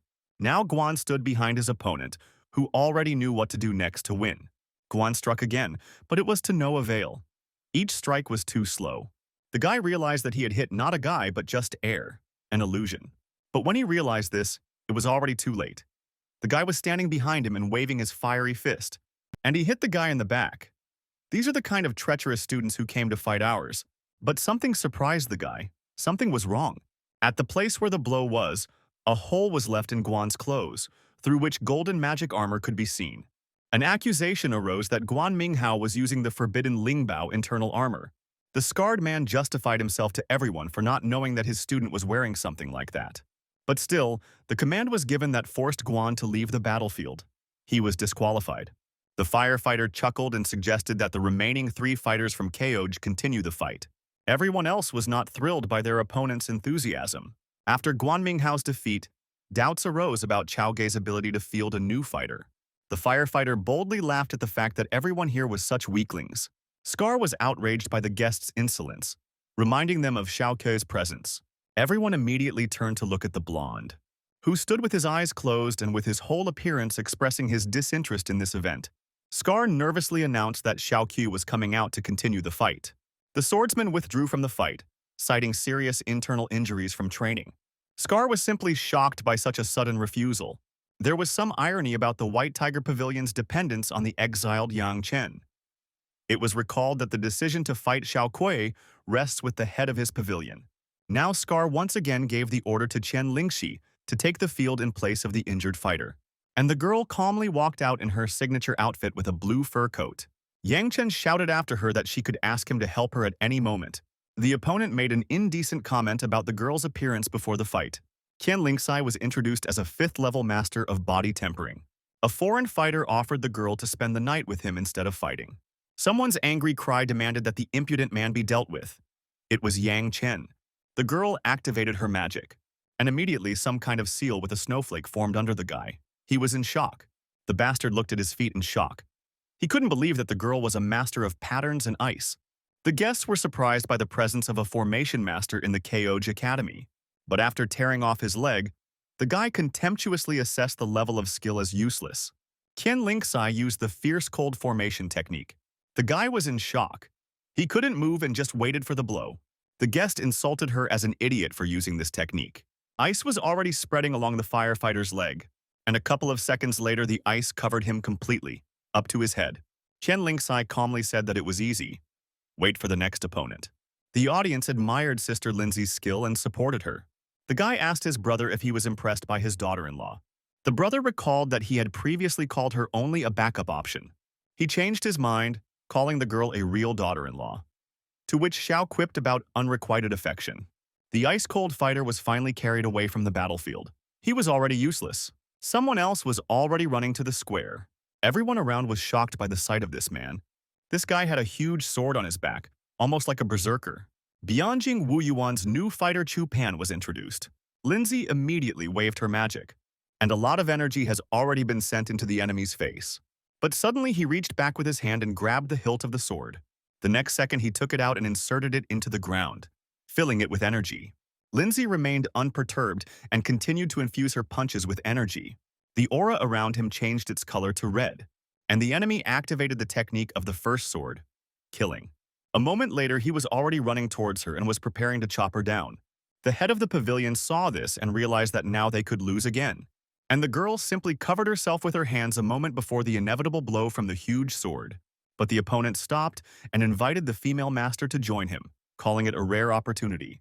Qian Lingxi warned that continuing the fight could lead to their mutual death, and an ominous red aura spread around them on the floor. The observer noted the power of the formation technique used by the girl. She confirmed the deadly danger of the technique, and then she immediately rejected his superiority. Then she turned around and walked towards Yang Chen. The girl accused her opponent of bullying her. This surprised the guy very much. The pavilion leaders announced that there was only one fighter left for fighters above level 5. The guy volunteered to cause trouble for his opponent. Yang Chen said he was ready to go out as the next fighter, and the guy in yellow allowed him to. But Scar didn't. He asked Yang Chen about the reason for his fuss. The guy in yellow offered to give him a chance, suggesting that he help the swordsman. There were cheers of encouragement, calling Yang Chen into battle. And Yang Chen was already on the battlefield. They gave him a chance to prove himself in practice. Yang was outraged by the bullying of Qian Lingxi, promising to take revenge for it. The guy with the bandage on his head was overcome with rage after these words. Yang Chen's appearance caused panic among the spectators who predicted defeat. A debate ensued about the necessity of his admission after the defeat of other strong fighters. The crowd chanted the guy's name, hoping for his aggressive tactics in the fight. The opponent asked Yang Chen if he was seeking his own death. The guy countered the question by joking about the harmlessness of screaming. He openly expressed his distrust of his words. A series of insults towards the opponent followed from Yang Chen. The guy demonstratively showed his unharmed state, and the guy with the bandage quickly took out his sword and went to attack Jan. Rage overwhelmed him and he activated his second sword, Murder, to which Yang Chen activated his fighting spirit and prepared to meet the enemy face to face.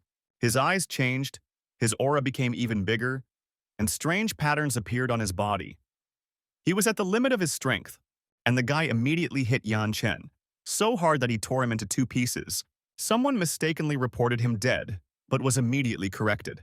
The guy immediately materialized out of thin air and fire, and attacked the berserker cosplayer from behind. Hitting his fire fist right in the lower back, it was very hot, and the guy flew off just like Saitu did in the first round. It was revenge for everything. Yang Chen landed on his toes directly above his opponent, who had already woken up and was trying to say something nasty to Jan. But he immediately received a strong blow to the face. He was unable to finish speaking. Yana was overcome with anger and he could not stop.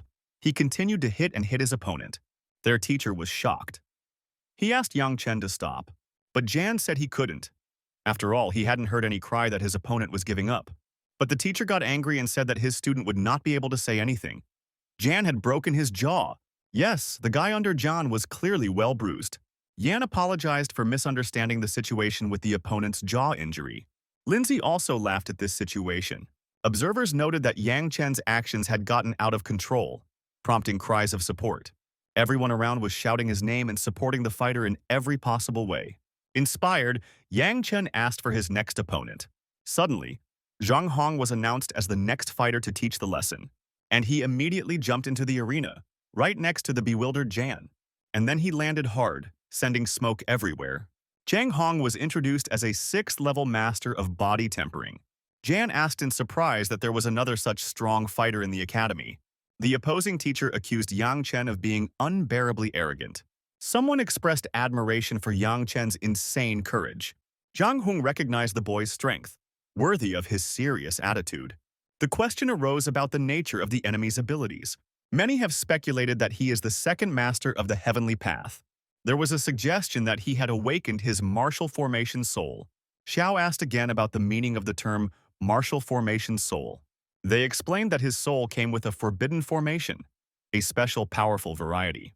The boy anxiously asked about his brother's condition after a tough fight, and Yan was already standing in the burning arena next to his current opponent. Yang noted the use of a forbidden cultivation technique with interest, and then closed his eyes. And he began to form some kind of fiery golden spell right in his hands. The opponent suggested that John was trying to break through the defensive line and had master status. The enemy confidently declared that it was impossible to break through his defensive line. A multitude of flying swords immediately appeared around Yan. The fighter described his moonstick technique as irresistible due to the infinity of weapons, and Ian chuckled when he heard this statement. The opponent also smiled and told Yan to enjoy his attack, and a bunch of swords flew towards the main character. But suddenly he began to spin around and grab weapons around him. So easily had he managed to repel the attack. And then, gathering a multitude of weapons in his hands, he launched them back at the enemy. The guy discovered a vulnerability in his enemy's technique: his eyes. And the sword immediately flew right past the opponent. The long-haired man expressed complete bewilderment at the unexpected breakthrough in defense. And at that moment, the protective sphere was broken and shattered like glass. Yang Chen finally announced his chance to prove himself on the battlefield and began making some kind of seal. The opponent was shocked. His legs were wrapped in a seal, and he did not expect that Yang was also a cultivation master. This caused him to experience animal fear and panic. He started screaming. The guy used the gravity tempering technique on the enemy, who was simply terrified by the feeling that he was finished. He felt a complete loss of mobility under the influence of an invisible force. He turned his gaze forward towards Yang Chen, and the main character used the Tiger Fox fist strike, enhanced with kung fu techniques, and he hit him hard in the face, so hard that his skull was most likely deformed. From such a blow, the enemy flew straight to the feet of his master. The teachers were amazed by the boy's ability to break Zheng Hong's forbidden technique. He acknowledged the unexpected emergence of an outstanding talent in the Song and Wu Academy. Guan also had mistrust of the man's incredible strength. Wen and his girlfriend recognized Yan as a formation master, and the man was angry. And the crowd loved him even more and began to chant his name. The guy called out the next fighter, Bianjing Wu Yuan, calling him a brat. The representative stated the defeat of the strongest and the hopelessness of those remaining. Then, the master mockingly asked if there was even one combat-ready person left in the academy. Jan declared that his strength was sufficient to defeat all opponents. They countered that a team defeat did not prove the strength of Chaogay Academy. Scar reminded them of the rules of the competition, demanding that they be recognized. The opponent acknowledged the rules but insisted on his version of the truth. They suggested changing the battle format to continue the test. Scar rejected the decision for himself, and Jan challenged his brother to be the next fighter. Xiao immediately agreed to his brother's terms and stepped forward. They passed each other, exchanging their places. The guy challenged the two remaining opponents at once. The teacher was outraged by the incredible impudence of this challenge. The elder ordered two fighters to attack together. The fighter doubted the fairness of such a 2-against-1 fight. The elder ordered not to reason, but to carry out the order to attack. And the two idiots immediately took their swords in their hands and ran towards Xiao, who reached for his sword. And in a second he took it out and stood up, preparing for a crushing blow. The guys were already very close and were already swinging their katanas. But Xiao struck faster. His katana left behind an energy trail. And in a second, both idiots' swords were broken. They were in shock. And their teacher was even more shocked, as he probably bought these swords with his own money. And after some time, Jan was already seeing them off, inviting them to fly in next time for a rematch. And at this time, all the beaten upstarts were already climbing onto their flying bird transport. And they quickly flew away from the square, leaving the warriors to only look at them with their heads raised. And as soon as they were out of sight, the whole crowd began to laugh and have fun. Yang Chen and Xiao became local heroes who were able to defeat the strongest fighters from another country in a couple of blows. The master of Qinglong Pavilion canceled the punishment and invited the boy to come to him. The guy still demanded an explanation for his unfair expulsion from the academy. This question took the pavilion master by surprise. The Qinglong Pavilion Master suggested that Yang Chen forget the previous trial and enter his pavilion with compensation. He asked skeptically if the standoff was over. The Lord of the White Tiger Pavilion accused the swordsman of disrespecting the Academy's rules. The guy was not at all surprised by this proposal. He recalled his unjust exile without fault after the last battle. Everyone around was in shock. He announced numerous offers from other schools and his final departure from the Academy. And while all the elders stood and looked angrily at the main character, who, whistling a melody, calmly left the square, leaving everyone in bewilderment. The chief called both guys incredibly stubborn in their decision, and now he looked back at the other elders who had allowed such promising warriors to leave their academy. Scar asked a caustic question about the meaning of their return after the show of force. The guy boldly asked the head of the pavilion if he dared to punish them. This really angered the old fart, and he soared into the air on the energy of fire, which made Xiao and Yan tense up. Mr. Scard regarded this as a deliberate provocation on their part. Suddenly, a girl named Lindsay stood between them and asked the old man if he really intended to humiliate them. He ordered Lindsay to stand down, declaring his intention to strip them of their powers for disrespect, to which the girl said that he would greatly regret his decision. The old man indignantly called what was happening absolute absurdity, and that in such an academy, even with her dad, she could not tell him how to teach students. Just then her father appeared over the old scar, and he began to slowly descend. Everyone around bowed to the Lord Swordsman, which has already finally landed on the ground. The old man tucked his tail between his legs like a cowardly dog and began to justify himself to the Holy Lord, saying that it was all a long story. But the man only moved his sleeve, and the old fart immediately fell to the ground with force. That's the punishment for such behavior. Grandfather began to scream from anger and pain, and his father ordered him to shut up and get out of there quickly. Jan really liked this whole action. The pavilion leader turned around and said that the Lord was too angry. But it was true. They would resolve the misunderstanding with his disciple. The Lord turned and asked if they wanted to compensate for the damage. The pavilion leaders said that they would start thinking about what they could do to satisfy the Lord and Yang Chen. In response, the Lord said that he was not entirely sure whether these elders could still practice cultivation. The leader apologized again and said that he would explain the whole situation to the president and Scar and also compensate for the damage. And having heard an answer that satisfied him, the Lord said goodbye and left through the air. The pavilion leader closed his eyes and thought that he had heard about this guy's serious injury. He didn't even think that he had such strength. He walked up to Scar and ordered him to get up and go to the president. The scene changed. Night fell. Yang Chen entered the door of Lingxi's father's manor again. It was a library where the master sat and meditated, training his aura.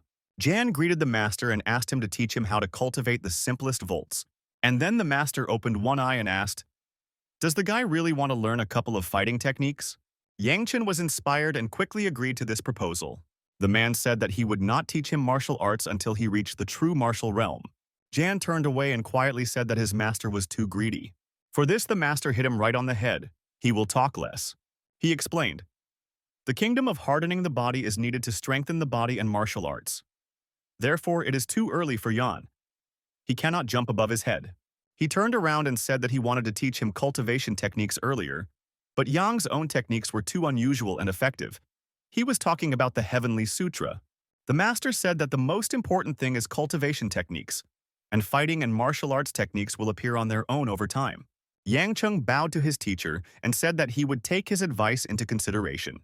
The scene changed the next day. Someone approached the gates of the estate. Jan opened them and was handed the package. He opened it, and what was inside amazed him. The master came and saw that he had received essence pills, dragon pills, and herbs. The Chaogay Martial School had tried to compensate. Jan's mouth was watering, and he was ready to use them all right now. But the master sternly threatened him not to eat them until he reached the 7th level of body tempering. He advised him to take Jian Wujiao and Ling Shi, and the three of them go to the Chao Gij Mountains to train. Yan was delighted. After all, Lin Si was also going with them. Suddenly, the teacher asked Jan for one thing. Gigi asked, "What is he talking about?" The master told him that he must protect Lin Shi no matter the situation. Chung said that he shouldn't worry. Those demons on the mountain are nothing to him. He won't let them harm Ling Shi, and he went to the gate. At parting, the master wished them good luck. 10 days later, they were already in the mountains.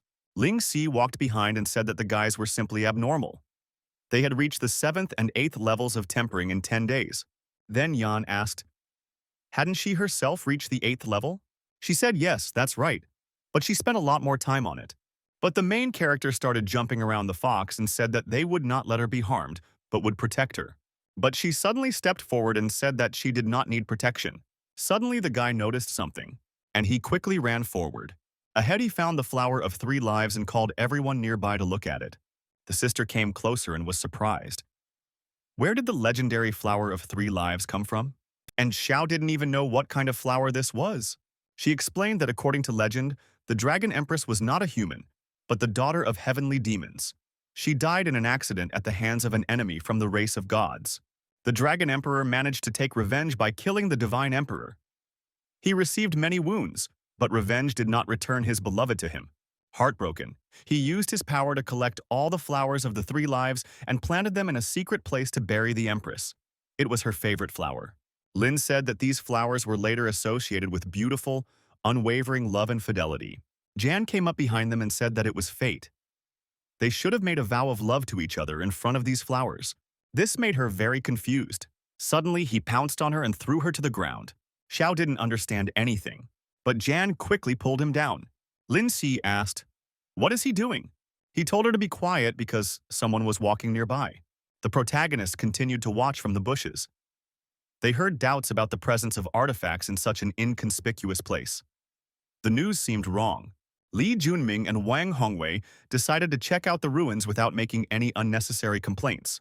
The man categorically denied the existence of ancient ruins here. The guy told us to inspect the area ahead and if we failed, to return immediately. The young man froze, noticing something unexpected. He noticed a flower. Is it sanqinghua? The flower is considered an extremely rare find. The boy rejected the plant with disgust, calling it child's play. Jan saw that this guy had just destroyed the flower and quickly grabbed Xiao's katana to stop the villain. The guy instantly ran out of the bushes and knocked away the bastard's sword. The stranger abruptly interrupted the guy's actions, demanding an explanation. They stood and looked at each other angrily, waiting for the next move. The embarrassed boy apologized, pointing to the San Shenghua, the object of their wish. This confession did not impress the guy, and he asked, "So what?" The guy, smiling, demanded that the innocent flower be released immediately. The stranger replied sarcastically that he did not need permission to collect wild plants. The young man was outraged by his interlocutor's rudeness. After all, he had addressed him politely and kindly. And the stranger ridiculed the insolence of the provincials who dared to contradict the Golden Eagle.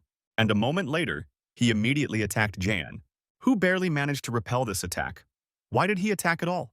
And the guy chuckled, saying that Jan clearly had some fighting skills. Immediately, Jan knocked his sword away and promised to teach this boy to communicate well and politely. Immediately, Xiao and Lingxi came out from the bushes behind. The enraged guy vowed to destroy the offender here and now. Jan sarcastically praised the group's appearance before being threatened with violence, and gave the sword to Xiao. And then he rushed forward. One of the bastards warned the other to be careful, but it was too late. The guy's hand was already practically on the face of the flower offender. The palm gently closed his eyes, and then she slammed the idiot's head and back hard into the ground. "That's why you have to watch your language." Jan stood on it with his foot and asked, "How does he like this kind of training?" The other guy rushed into battle furiously, shouting that he would kill the blue upstart. And then he started running from the corner and aimed his sword straight at Jan. But suddenly the tip of his sword hit another katana. It didn't work. It was Xiao who sharply warned everyone not to interfere with his brother's fight that had begun. The blonde golden eagle was surprised to see Xiao reach the 8th level of body tempering. When I looked at his sword energy, the stranger expressed surprise at meeting such a strong young man in the wilderness. The guy dryly retorted that there are plenty of unexpected things in life. Meanwhile, Jan held the boy by the head and advised him to watch his speech in the future. Yangchen finally let go of the poor guy and turned to face all of his friends. Then he called Xiaoqiu and Ling Si to leave immediately. The Golden Eagle representative suddenly shouted at them to wait. He was outraged by the group's intention to get away with it. They should answer to their family. Jan turned around with interest and asked, "What does the guy want from them then?" He demanded the boy's name, promising severe retribution for what he had done. Xiao and Yang looked at him with a smile and said that they understood everything. Xiao immediately dissolved into the air in energy, which really surprised the guy from the Golden Eagle family. And then a loud cry echoed through the forest, and even the birds flew away from the trees. Now there were 2 idiots lying on the ground, passed out. The girl looked at this matter calmly and insistently advised to leave the Chaogay Mountains immediately after the murder. The guy asked, "Is the Golden Eagle clan really that strong?" The girl confirmed their power, surpassing even the Combat Academy. And then Ian smiled, saying that now he had even more reasons to kill the 2 walking problems. Xiao was generally outraged by the destruction of the flower of love that Yang wanted to give her. This caused a sharp objection from the girl, who was embarrassed by the very fact of the flower of love. And yet she began to leave, insisting on an immediate departure from the danger zone. The guys immediately started running away from here. After all, the advice was quite smart. And so they all returned to their homes. Lindsay was the first to open the gate, and entering them, she saw something that greatly surprised her.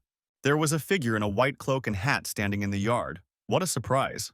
The guy was alarmed by the powerful aura that appeared so soon after the incident with the golden eagle. The unfamiliar old man turned around and announced his intention to take Ling Shi away. The master abruptly ordered the messenger to leave, stating that the time had not yet come.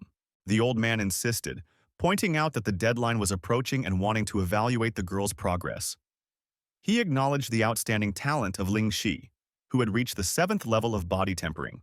The master rudely threw out the guest, ordering him to return only on New Year's Eve. The old man agreed to wait a few days in the city of Chaogay. The boy was confused and asked about what was going on and the identity of the old man. He was worried about why he needed to take Ling Shi. The master decided that it was time to reveal the truth to the young man. He said that after the new year, Lin Shi would return to Duanmuho Manor to his mother. The teacher set a condition. If he liked her, the young man was obliged to become famous in the East within 5 years. He confessed that his martial soul had been destroyed, forcing him to hide in Chaogay. Master considered the 3 years he spent with Ling Shi to be enough. Yang Chen was shocked. How could the soul be destroyed? Who did this? The boy swore to take revenge for the destruction of his teacher's martial soul. The old man laughed, recognizing the young man's deep devotion despite his outward frivolity. The teacher declined the help, telling him to focus on training and his own growth of strength. But Yan still said that he would protect not only Lingxi, but also his master.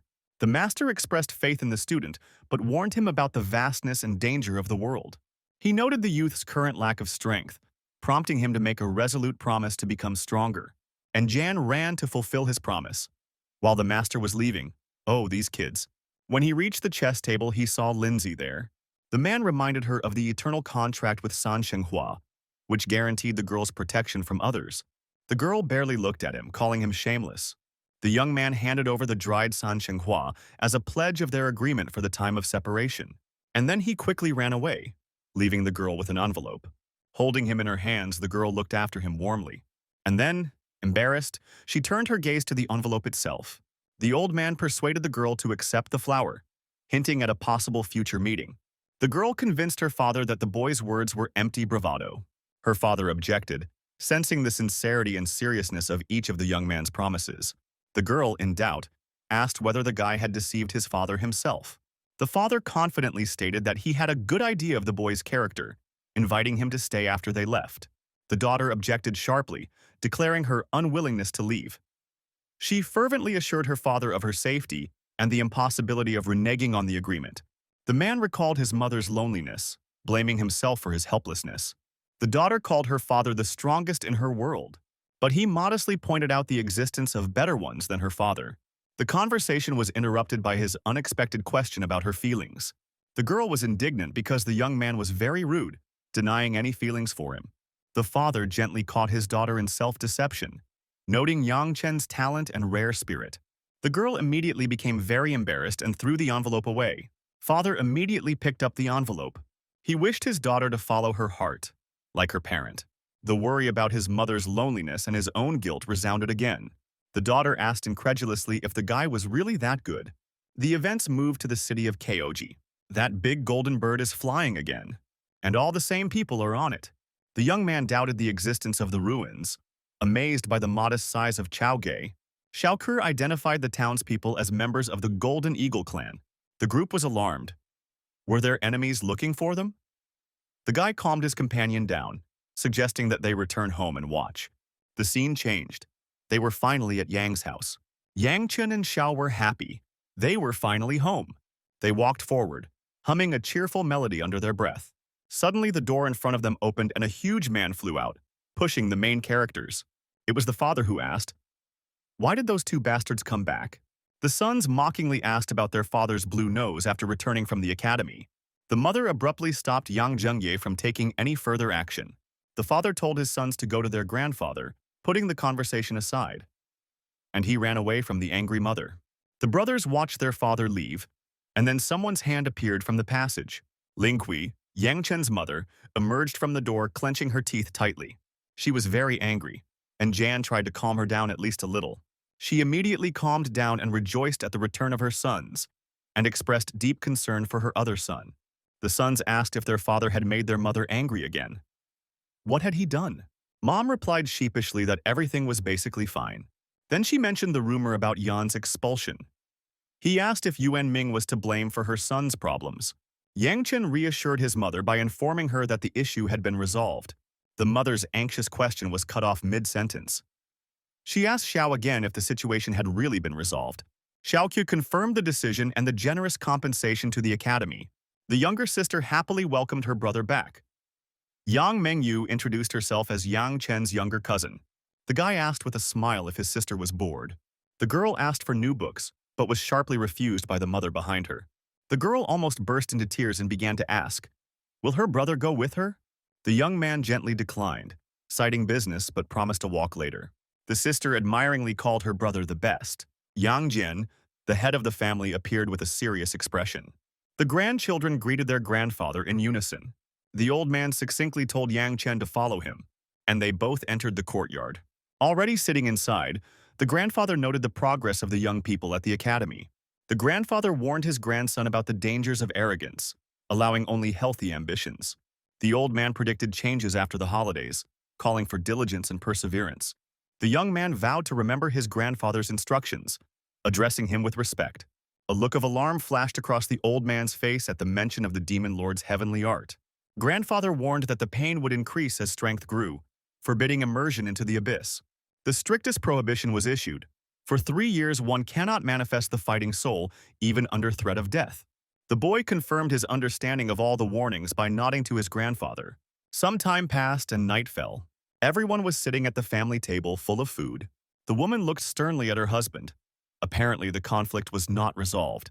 That's why the father started eating faster so as not to communicate with his wife.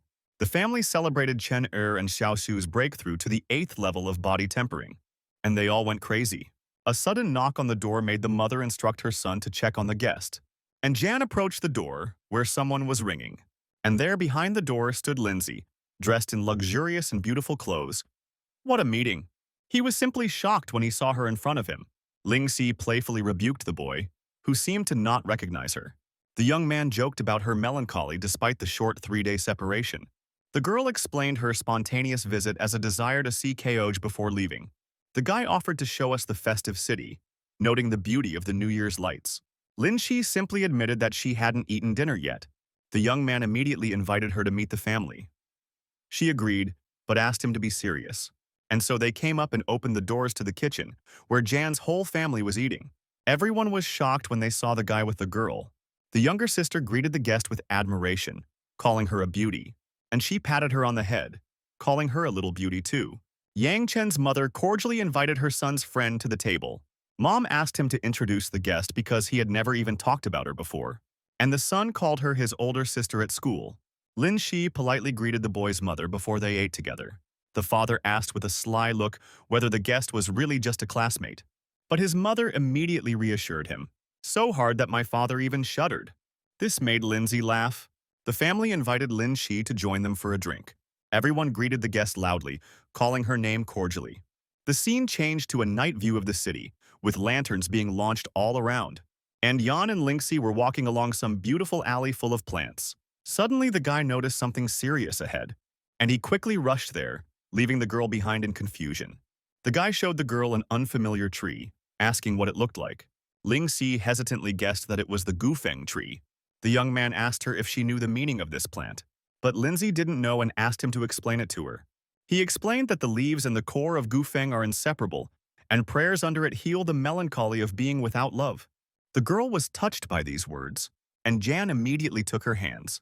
Then he picked them up and took them tighter in his own, looking the girl in the eyes.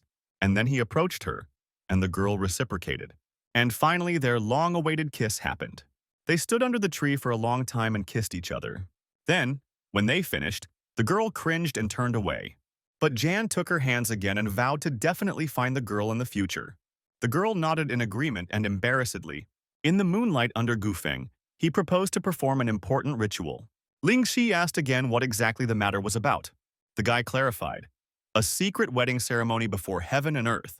The girl flushed, calling him impudent, and turned away. The young man rushed after her, begging Lin Shi to wait. The night went on. The lanterns kept turning on and on. There was a bright light burning in some house. This was Guan's house, where the warrior poured tea into cups. Li Junjie directly asked Guan Minghao about the latest news from the Chaogay Mountains. He was a young master from the powerful Golden Eagle clan. Guan Minghao reported that his family had already sent experts deep into the danger zone. Li Junji ordered the group to be reinforced, irritated as he recalled the lost festival. The subordinate assured him of the veracity of the omen, citing the authority of the academy master. The young gentleman received the report with skepticism, hoping for its accuracy. Then he looked out the window and saw something interesting. And from his window he saw Ian and Lindsay. That same fool Jan with that girl he really liked. Lee was amazed at the beauty of the girl in such a remote place and was interested in her companions. He turned to Guan and asked who these strangers were. The guy looked out the window and asked why them again. He recognized Yang Chen, an expelled student from the academy. He explained that the guy was taken as a student by Qian Boguang, and that beauty next to the trash was his daughter Ling Shi. The stranger mocked the title of the Sword Saint, and then revealed Qian Boguang's exile and chaos. But he ended up realizing that Ling Shi was a very beautiful heiress of Duanmuho Manor. That meant she was special. Li Junji considered the meeting to be fateful and decided to get acquainted immediately. Suddenly, an old man from behind warned him about the girl's connections, but the young man insisted on a polite approach. He haughtily rejected the suspicions of base interests and jumped from the balcony. A moment later, Li was already behind the main characters. Li Junji pretended to recognize Ling Si and introduced himself with a smile. The girl coldly replied that they were strangers. He said they didn't know each other yet and gave his name, expecting instant recognition. Lin Shi said that she had never heard of such a thing. The guy started talking about how his family has very good relations with her estate and clan. Maybe he should invite her to talk on New Year's Eve. Lin Shi claimed not to know his family despite trying to play on his connections. Ling Si coldly refused the introduction and called Yang Chen to leave. Taking him by the hand, the girl and the guy decided to quickly leave this place. And for a very long time they were followed by Li's angry and insane gaze. Jan walked along and was outraged by the stranger's pomposity, barely containing his rage. The girl told the boy to soberly assess Li Junji's level. True martial realm. She added that even she herself avoids conflicts with the Golden Eagle clan. The guy asked again about his family, and immediately the face of this bastard popped into his head. He disdainfully rejected the youth's status, promising to protect Ling Shi at any cost. Then Yang turned to her and asked her not to call him Xiao Chenzi anymore, only his mother called him that. The girl playfully asked if Xiao Chenzi's nickname didn't sound cute, and she was indignant because he also called her Little Fox without asking. And then she looked at him sweetly, and Ian immediately became embarrassed. But the atmosphere immediately turned sour when the guy tried to kiss the girl again. The young man grinned and offered a kiss as a sign of reconciliation. Lin Shi sharply rejected the impudent proposal, and they ran off to have more fun. Some time passed and the scene changed to the winter gates of the estate. It was already time for Lindsay to go to her mother, and she had already climbed onto the golden bird with the old man. Turning back, she waved goodbye to everyone who saw her off with a smile, and then she flew away further, far, far away. It's very sad that Jan won't see her anytime soon. Her father immediately came closer from behind. The master joked that the daughter stole the soul of the student. I wonder if she will return. He asked with feigned severity about the events with his daughter the previous night. The guy mysteriously hinted at the irreversible, causing his girlfriend's father to laugh incredulously. The young man asked the teacher about the timing of the trip to Tiannan.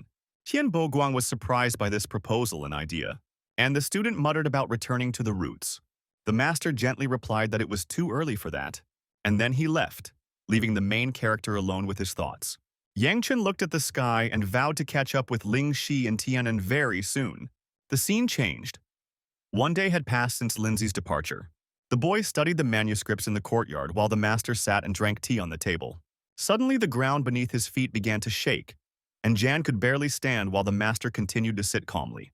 The young man anxiously asked the teacher about the reasons for the sudden earthquake. The master warned gloomily of impending disaster. He shocked the student with the possibility of Chaogei's complete destruction in the future. The teacher reminded him of the heavenly sign as a harbinger of the birth of the relic. The boy doubted that the treasure was capable of destroying the city. The master explained that the catastrophe would occur due to the forced opening of the seal. He condemned attempts to seize the treasure destined for him by force.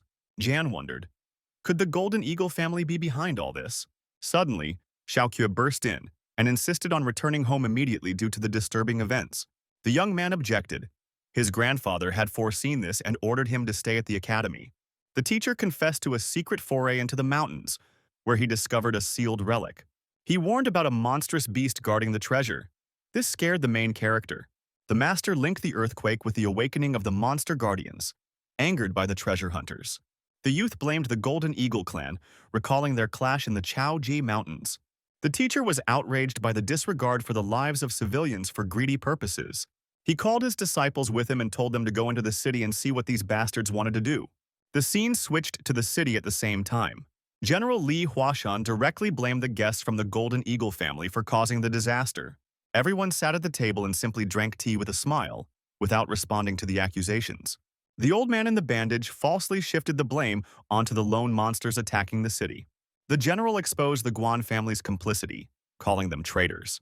Grandfather rejected the threats, despite his opponent's control over the Blue Tiger army. Li Huashan thwarted the enemy's plans by spreading news of Emperor Yulong's treasure. And then he went away with his soldiers, leaving the old man very angry, who, in a panic, realized the catastrophic consequences of the information leak. He desperately asked Uncle Li Kunqing about what to do next. The old man with the gray beard first drank his tea and stopped to think. And then Li Kongxing predicted an influx of powerful clans and the attention of the royal family. He stood up and ordered the troops from Chaos to immediately storm the sanctuary. The boys were outraged by the cruelty of the plan, calling it paving the way to the treasure with human lives. Li Kongxin gave orders, the mayor to gather the fighters, the academy, all the students and teachers at the foot of the mountains. The scene changed and we were back with MC Xiao Master and Red Sister in the Chaojie Mountains. Xiao anxiously asked his elder sister about the situation on the front lines. The girl reported a continuous stream of monsters from the Chaos Mountains and a critical situation. Suddenly, a huge bear emerged from the forest and immediately crushed several army soldiers with its paw. And then he ran further straight towards John and his sister. A collision was inevitable. But the master quickly stopped the bear with his power before it could harm them. This was not the end. The portal continued to grow, and new animals flew out of it, snakes and bats. The young man asked the teacher about the inaction of the academy's experts at a turning point. The master assumed that the academy would be the first to fall when the defense was broken through. Dean Muyuan immediately appeared with an army of warriors behind him and a funny expression on his face. The defenders rejoiced at the sight of the academy's forces and the arriving mayor, believing in salvation. Han Gu, the mayor of Chaogate, took a determined stance. Hope filled the fighters at the sight of reinforcements. Xiaoqiu chuckled. With so many good warriors, they would stop all the monsters in an instant. But the master darkly doubted the simplicity of the upcoming battle. The old man immediately soared into the air above his fighters so that everyone could hear. And then he called on everyone to storm the mountains to destroy the monsters. Yan immediately noticed the Golden Eagle agents, realizing the reason for his alarm. The general argued with the other warriors that they should hold the line and not retreat or attack. Hangu said that the only way to save oneself was to kill the demonic beasts. The general asked the old man, "If he is the leader, then why is this bastard giving orders?" But the old man didn't like this at all. He cursed loudly. Then he rushed forward straight towards the general at full speed, and he hit him hard in the chest with his hand. The blow sent the armored man crashing into the ground, leaving behind cracks in the ground. The guy lay on the ground and was in shock. He did not expect to meet someone from the kingdom of heavenly harmony. Jan was also shocked by such unexpected information. He watched the confrontation between his grandfather and the general and thought that he could not believe in the existence of this kingdom. There were only 5 of them. For example, the hardening sphere of the tree is the most basic for ensuring physical strength. Then came the true martial realm, which consisted of cultivating qi and its further use. And at a sufficient level of the martial realm, the true qi is powerful enough and can be transformed for kung fu cultivation. Grandfather activated the aura, and the boy kept thinking about how the cultivators of the true martial realm were meeting in Tiannan. However, those who are truly the coolest are the cultivators of heavenly harmony. At their level, one must awaken the fighting intent.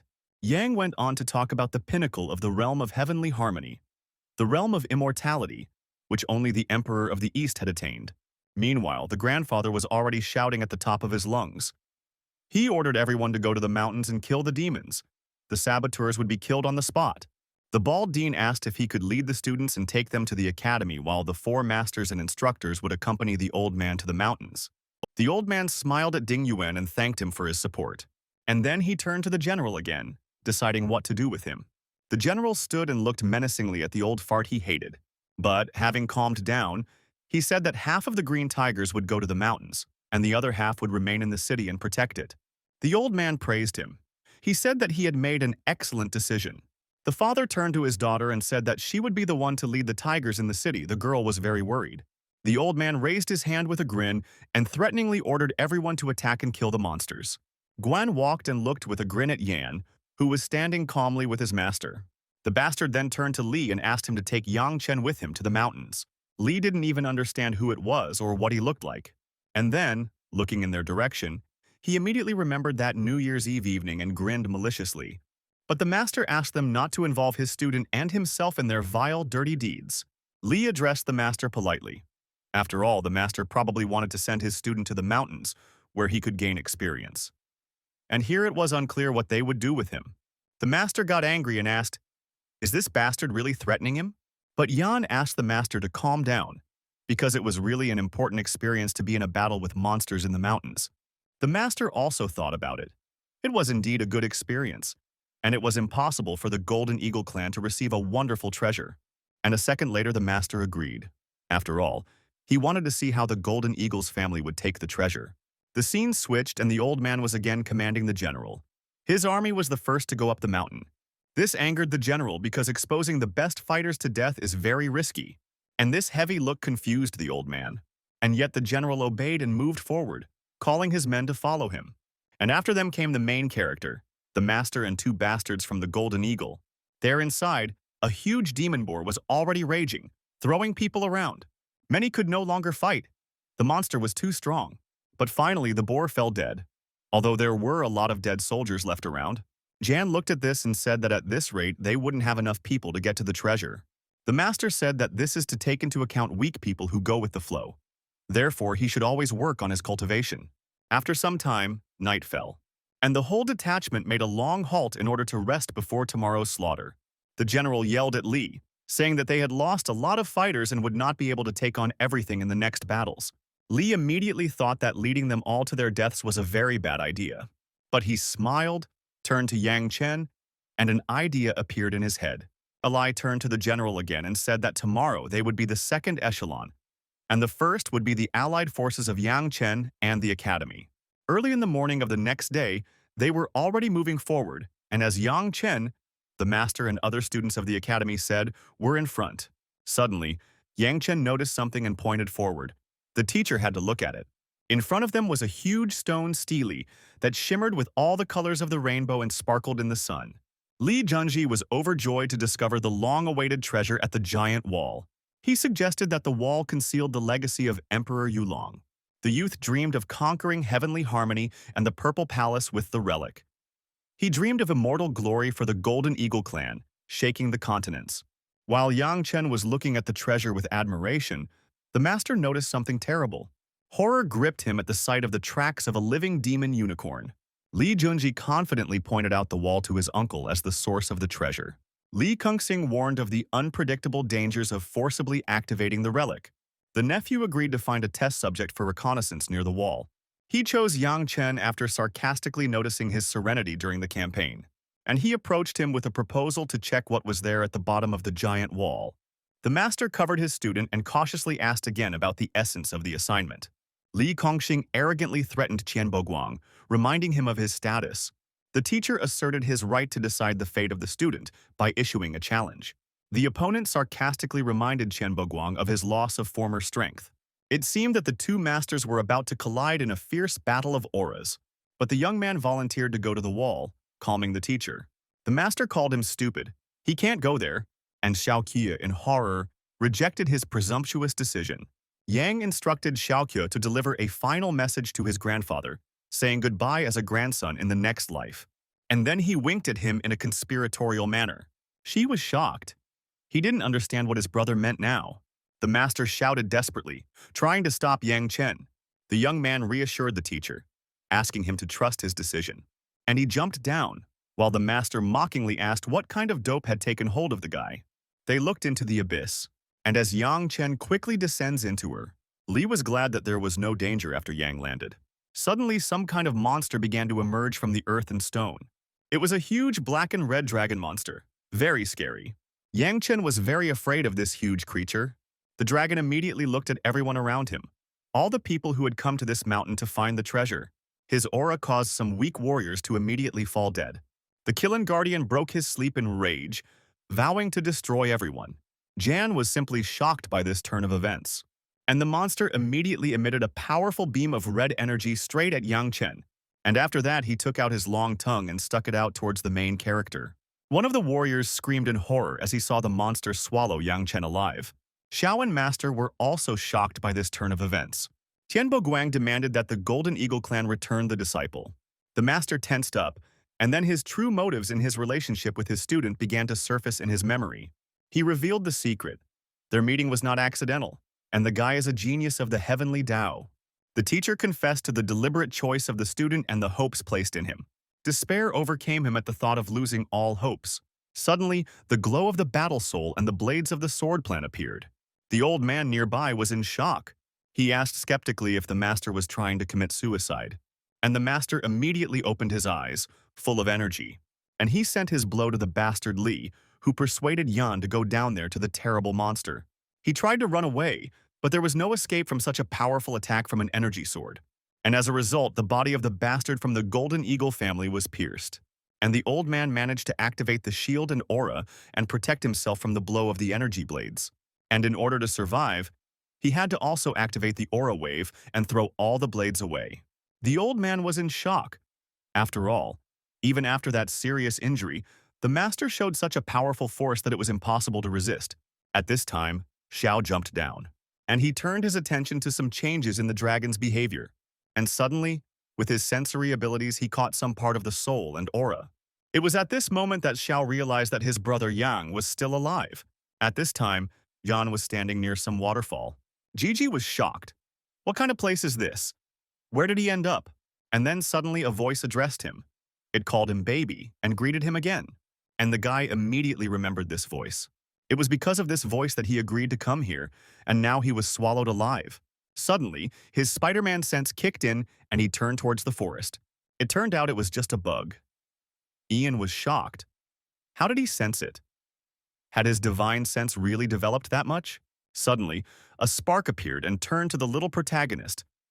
They finally met. Is he happy with the meeting? Jan was horrified.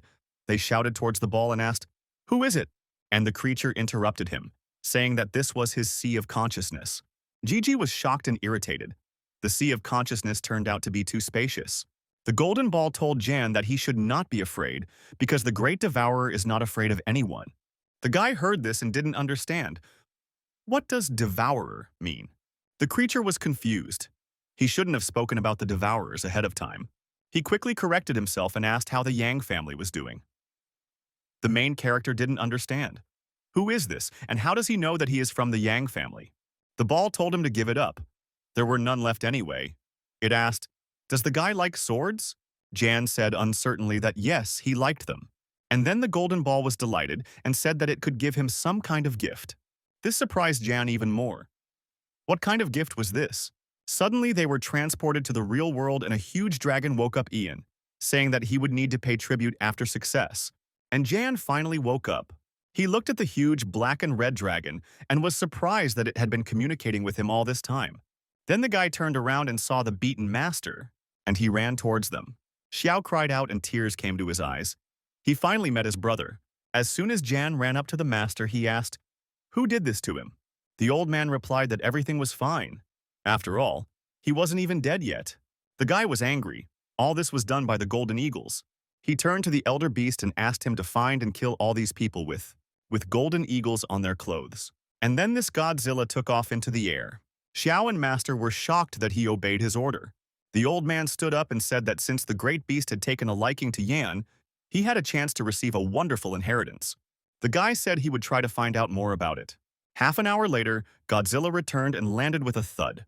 By telling John that he killed those people, they all really deserved to die. The boy was delighted and thanked the supreme divine beast. Meanwhile, the redhead was in shock from how some monster was killing his people. It's good that he changed his clothes and survived. And Yan turned to the elder and asked him to help him heal his master with his power. And the dragon said that saving a life is not difficult, but the soul is lost. To return it, you need a treasure that can embody it. The master smiled and asked to save only his life. That would be enough. At that very second, the dragon blinked his eye, and a yellow beam flew out of his eye, and he aimed it straight at the surprised master's head. He fainted from exhaustion, and the dragon said that everything would be fine. He just needed to sleep. The guy immediately thought of asking about the wonderful legacy, and he asked the Supreme One, "Is there a great heritage in the stone wall?" Godzilla said that this was not a legacy, but a tomb that should not be desecrated by outsiders. The dragon apologized. "He could have sent you, but Ian is too weak. He can only wait for the gift and train here." And in an instant, he disappeared right before the eyes of the main character. The unexpected behavior of the mythical creature puzzled the young man. The unicorn first tried to drive him away, and now promised a gift. But nothing happened. "Brother," exclaimed, amazed by the incredibly powerful spiritual energy of the place. He immediately realized the enormous potential for cultivation practice. The thought of the animal's preferences left the man slightly perplexed. Could their taste be bad? Suddenly, something painfully popped into his head. The guy realized with amazement the fact of the second awakening. The sword-fighting spirit clearly appeared before him. The man wondered about the movement of divine consciousness. Did it penetrate inside the black sword spirit? Suddenly, the swords around began to fill with energy, and all of this gave birth to a huge monster face made of aura right in the sky.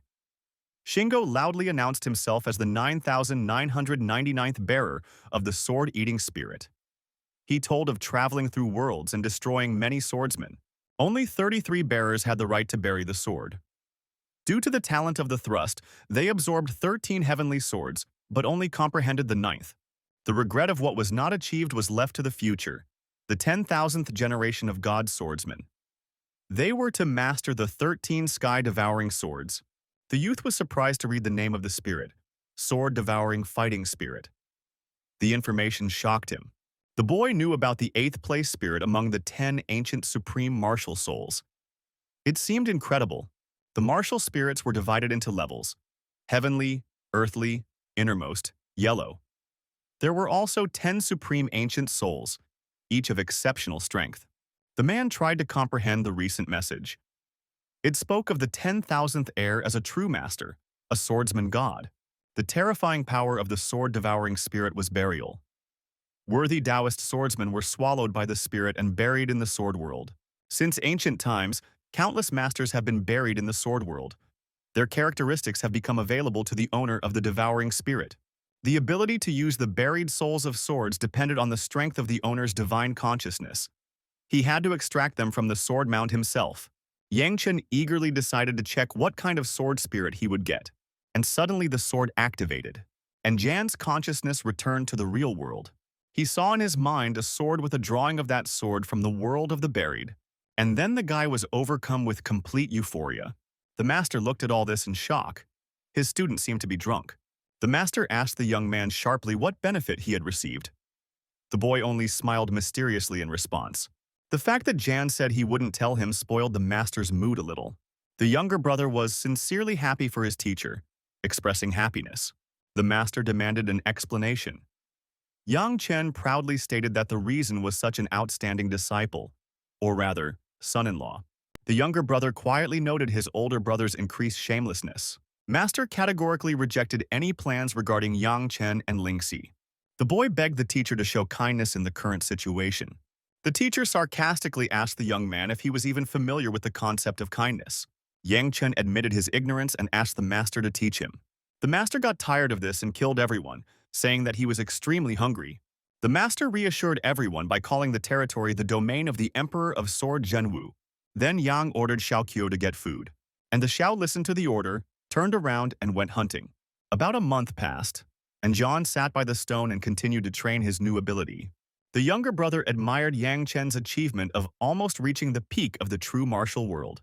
The teacher ate and exclaimed in his heart about the futility of success, because the first movement of Lingxiao Jianfa remained unmastered. The master expressed disappointment and regret for accepting such a student. The teacher indignantly asked about the deadlines and lack of progress. He flatly refused Lingxi. The master emphasized the highest level of Lingxiao Jianfa, which belongs to the secret class. The teacher expressed doubts about the student's abilities in more complex arts. He decided to go for food. Xiao asked in surprise about the sudden hunger after the recent meal, and then turned back. All this time, Jan was meditating calmly, full of energy. After another half-month, Jan was still training but had become much stronger. Both the master and Xiao noticed this as they stood nearby and watched the progress. And he immediately summoned a small dragon along with some small thing on its head. The great dragon immediately warned the young man about the danger of the place and ordered him to return to the world of people. The Sword Emperor presented his gift to the boy, expressing his hope that his present would be treated well. Yang Chen was shocked by the gift. He expected a powerful artifact, but received a puppy. Well, at least he can keep it as a pet. The master confirmed the puppy's ordinary bloodlines, predicting his weakness and inability to reach the true martial world. The puppy showed liveliness and intelligence, responding joyfully. The boy felt the hidden strength in the puppy, doubting the words about his weakness. The man decided to give a name to his new pet. The younger brother suggested the name Xiao Jingguang. The master put forward his own version, Gugan, linking the name with the owner and the puppy. The young man suggested the common name Wang Chai, popular with city ladies. Xiao rejected the previous options, suddenly settling on the name Hui. Xiao suggested a simple and suitable name, Xiao Hei. And so the young man officially named the puppy Xiao Hei, to which he responded. The master irritably agreed with the name, shaming the puppy's noisy behavior. And then the dog got a bump. A sudden rage seized the man. He wanted to kill the annoying puppy. The dragon looked at all this and thought that he would also like to hit Yan and kill him. The scene changed, and all three main characters looked forward in surprise. The city was almost completely destroyed. The younger brother suggested going back home to check out the situation, and they quickly ran forward through the city. Seeing the family nameplate, they looked up. Jan was on his knees and couldn't believe his eyes. His house was destroyed. This caused him a horror which he could not contain and denied. Suddenly, his uncle called out to him, standing with a mask of horror on his face. Yang Chen ran over and asked Uncle Yu about the fate of his father and the rest of the family. Uncle Yu reported their long-ago departure, leaving behind grandfather's cryptic phrase about falling stars in a red sky. The boy repeated the message, expressing confusion about the location of the autumn mountains. The younger brother was relieved to learn of his family's safety. Uncle Yu invited Yang Chen over to sit down and discuss all of this. But the guy asked about Kyoga's news. Uncle Yu described the horrific events in the city with many casualties, mentioning Guanzi. It was revealed that Guanzi had allied with the Martial Academy to overthrow General Huashan. Guanzi seized power in Kyoga, turning the city into a possession of his family. Yang Chen realized that it was impossible to return back. After all, they were only waiting there to be killed. He decided to deal with the Guan family by calling Xiao Kie. The master asked them to stop and think about it all. The teacher warned of the risks. The warriors who saw the boy at the Great Wall would connect him with the legacy. The guy asked about the further route. Having received an offer from the master to go to Tian'an, Yang Chen agreed with the plan, adding the goal of finding Lingxi. Master instructed Xiao Qiu to scout out the presence of flying arrays in Tian'an and buy 3 tickets if possible. Jan admitted that he had never flown, and the master noted the enormous distance to Tian'an, which is impossible to overcome without a powerful horse. Xiaoqie announced the opening of a new station and the purchase of tickets for the overnight flight to Tian'an City. The man reminded about the need to hide one's identity at night to avoid detection by Guanzi's people.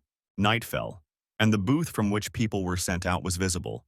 The main characters approached, all wearing hats, masks, and even the dog was wearing one. The guide took out some kind of golden thing and lifted it into the air by force. She began to glow, and then it increased in size several times, and the light became even greater. Everyone watched as the conductor enthusiastically did his job. Yang Chen expressed the hope that he would one day master the art of creating such powerful arrays himself. And indeed, it was really huge.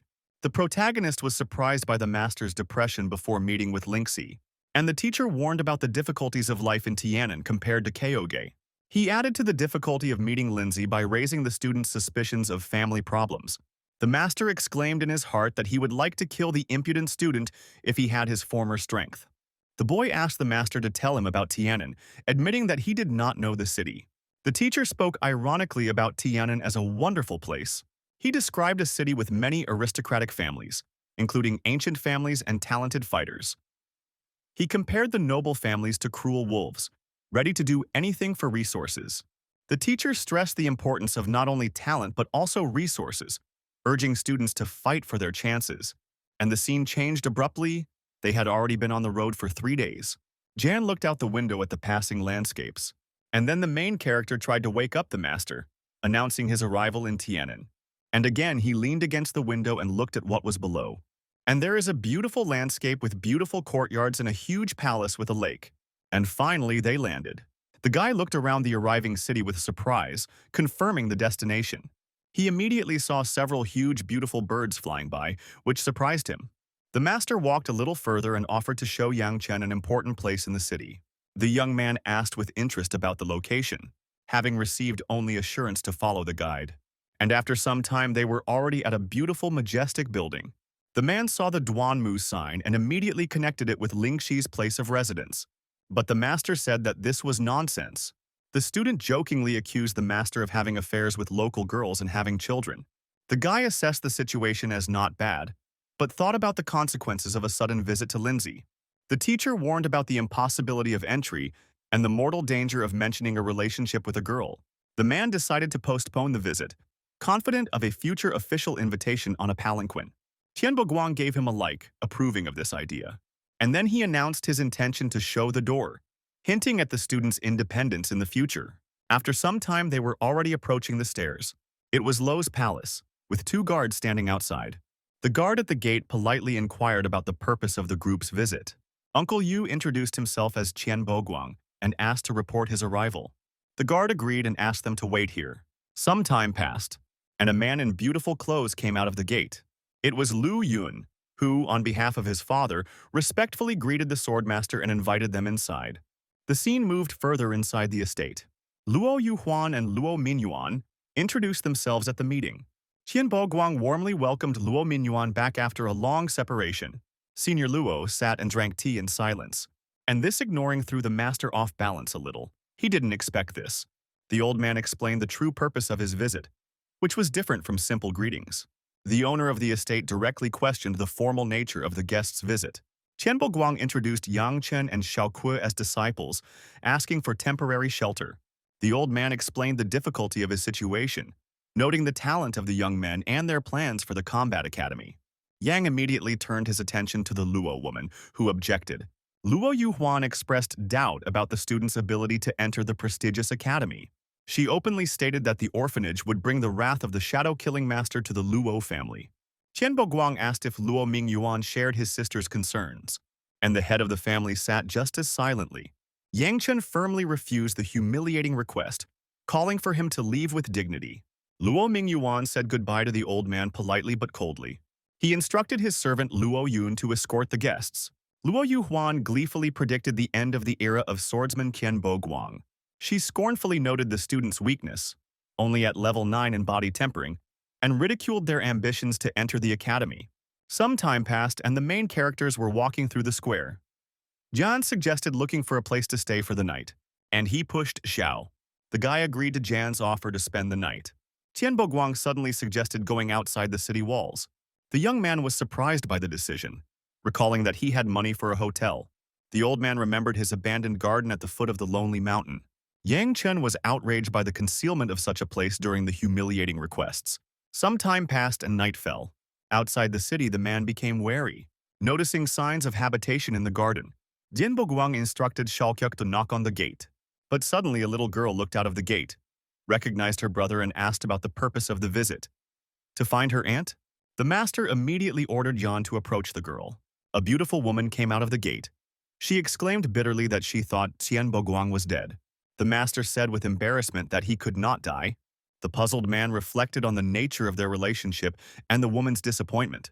The guy mentally condemned the master, suspecting him of unseemly actions. At that very second, the girl noticed something was wrong. The woman asked about the reason for the loss of strength, suggesting the intervention of the master of shadow killing. Tianbo Guang explained the situation as an encounter with a terrible monster. Yulo sarcastically asked about the truth about the golden eagles and called the students freaks. Tianbo Guang introduced the students as talented and was indignant at the insult. Yang was offended by the freaks and reminded Yu Luo of an old grievance. The old man justified himself by citing his weakness and suggested finding another. The woman began to get irritated by this. The brothers stood next to each other and were like, "Ooh." Yulo retorted that in Tianan, no one but him would dare to teach her. Yang Chen mentally confirmed the opinion about Master's meanness. The woman became enraged at the request to be reasonable, accusing Chen of insanity. She gave him an ultimatum to keep quiet or go on business. Yulo threatened to break the old man's legs if he tried to leave. The scene changed to an inner courtyard, and all our heroes also went inside after the woman. The guys looked at all this because it was very beautiful. And indeed, the pebbles, the nature, the water, and the bridge, everything is very charming. Yulo instructed Jinghan to place the two youths in the back room, and they went to that same Jing. She surprised the two brothers. Jinghan briefly introduced herself and invited the boys to follow her. Their reaction was the same. How beautiful. She confirmed the possibility of overnight stays for guests at the estate. Yang Chen asked about Jinghan's relationship with the mistress, but she was very embarrassed. And then she ran away. The guy noted the servant's excessive shyness during the conversation. The next day arrived. Jan woke up with difficulty, stretched, and yawned. And only after leaving the house did he see the master. Yang Chen brazenly suggested that the masters had a sleepless night. How he irritated his master very much. Yulo asked in surprise about the authenticity of the impudent man's apprenticeship. The students greeted the hostess politely in the morning. Yulo suddenly admitted that she liked Yang Chen. She suggested continuing the story, showing unusual interest. The guy defended the master, asserting his innocence in past events. Yang told about the master's habits, his love for manhua tea, and his nostalgic look when the brew was bad. This made the teacher very angry. Suddenly, Jan noticed the woman trembling. Her face was burning with hatred and anger. Jan had driven another person to it. Yuluo asked skeptically about the authenticity of the feelings and the absence of a mistake in the addressee. The guy tried to explain his good intentions to the master, but the situation turned into an embarrassment. Tianbo Guang asked in a rage if his disciple really wanted him dead. Yang Chen offered to apologize to the master personally, assuring him of a quick reconciliation. The old man, in anger, swore to beat up the impudent student. Thus, Yang Chen and Xiao Kui settled in the Garden of the Humble Sword upon arriving in Tianan. 1 month later, the boy was still training in the yard, and he learned to actively and correctly imbue the sword with his fighting spirit. And the sword was very sharp, as if it had just been made by the best blacksmith. The development of the 13 forms of heavenly devouring art from the inheritance of the devouring spirit sword has begun. The first form of the first sword had exhausted the man's true energy to an incredible degree. Xiaoque inquired about his brother's progress after training. Yang Chen admitted that it was impossible to master the sky-devouring sword art at his current level. Yang Chen inquired about the disappearance of the girl who had met them a month ago. Xiao explained that Jing Han was her niece, a student at the academy who came once a month. He praised the guy for paying attention to detail during the conversation, and Xiao said that the aunt was already here. She walked across the yard holding a demonic dog in her arms.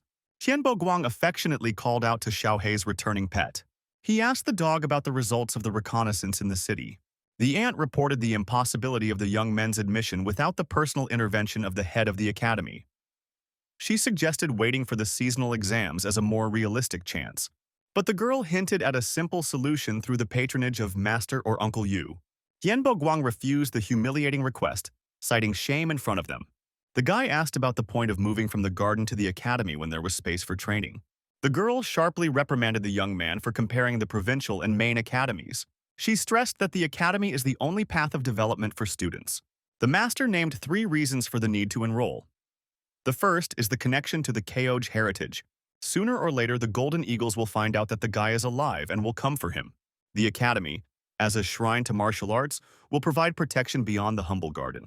The second reason is the best resources for growth.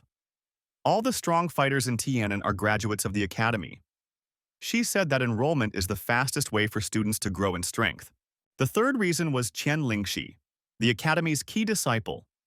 Master compared Yang Chen's crush to his own youthful passion for Lingxi's mother. Ian asked again about Lingxi's presence at the academy. He immediately announced his decision to enroll. The girl called the guy hopeless. The master reported on Jing Han's assistance in visiting the academy. Some time passed. The girl approached the estate. The guy immediately met her at the door and asked about Jing Han's return at the end of the month. Yulo conveyed that they would visit the academy with Jing Han tomorrow morning, warning her about her behavior. The young man sincerely thanked the hostess for her help. She asked permission to ask an important question. The girl asked about the master's loss of strength. The guy assumed that she was hiding the truth because of her hot temper. He admitted his guilt, telling about his encounter with a monster in the Keoj Mountains. The master sacrificed his fighting spirit to save them, confirming the story. The boy asked about possible treatment after learning about the need for spiritual treasure. Yulu noted the incredible rarity of such artifacts even in the royal vaults. The boy vowed to find the treasure to restore the master. The next day arrived. The young men walked with the guide through the yard. Yang Chen asked Jing Han to tell him about the academy. She asked if they wanted to hear specifically about Qian Lingxi. The guy confirmed his interest in all information about the institution. Jing Han described Lingxi as the famous key disciple of the Eastern Court. Jing Han added that Qian Lingxi's beauty has made her a cult figure with an army of fans. Yang Chen quipped about the typical beast, assessing the girl's influence. Xiao Qu asked about his brother's jealousy, but the boy confidently declared their secret engagement. The young man clarified the meaning of the term Eastern Court in the structure of the academy. Jing Han explained the division into 4 courtyards, singling out the eastern one as the strongest. Yang Chen remembered the Eastern Court's priority for admission. Jing Han pointed towards the approaching academy building. It really surprised the guys. The building was very majestic and beautiful. The boy acknowledged the incomparable superiority of the main academy over the provincial one. Jing Han offered to accompany the boys inside the territory. Xiao Qu asked about his brother's sudden stop. Yang Chen noticed a group of students and pointed at them. These are the bastards who didn't help them. Lu Yun was asked about his acquaintance with this mama's boy. He dismissed the guy as some backwater town trash. Xiaoke noted his brother's growing anger with alarm.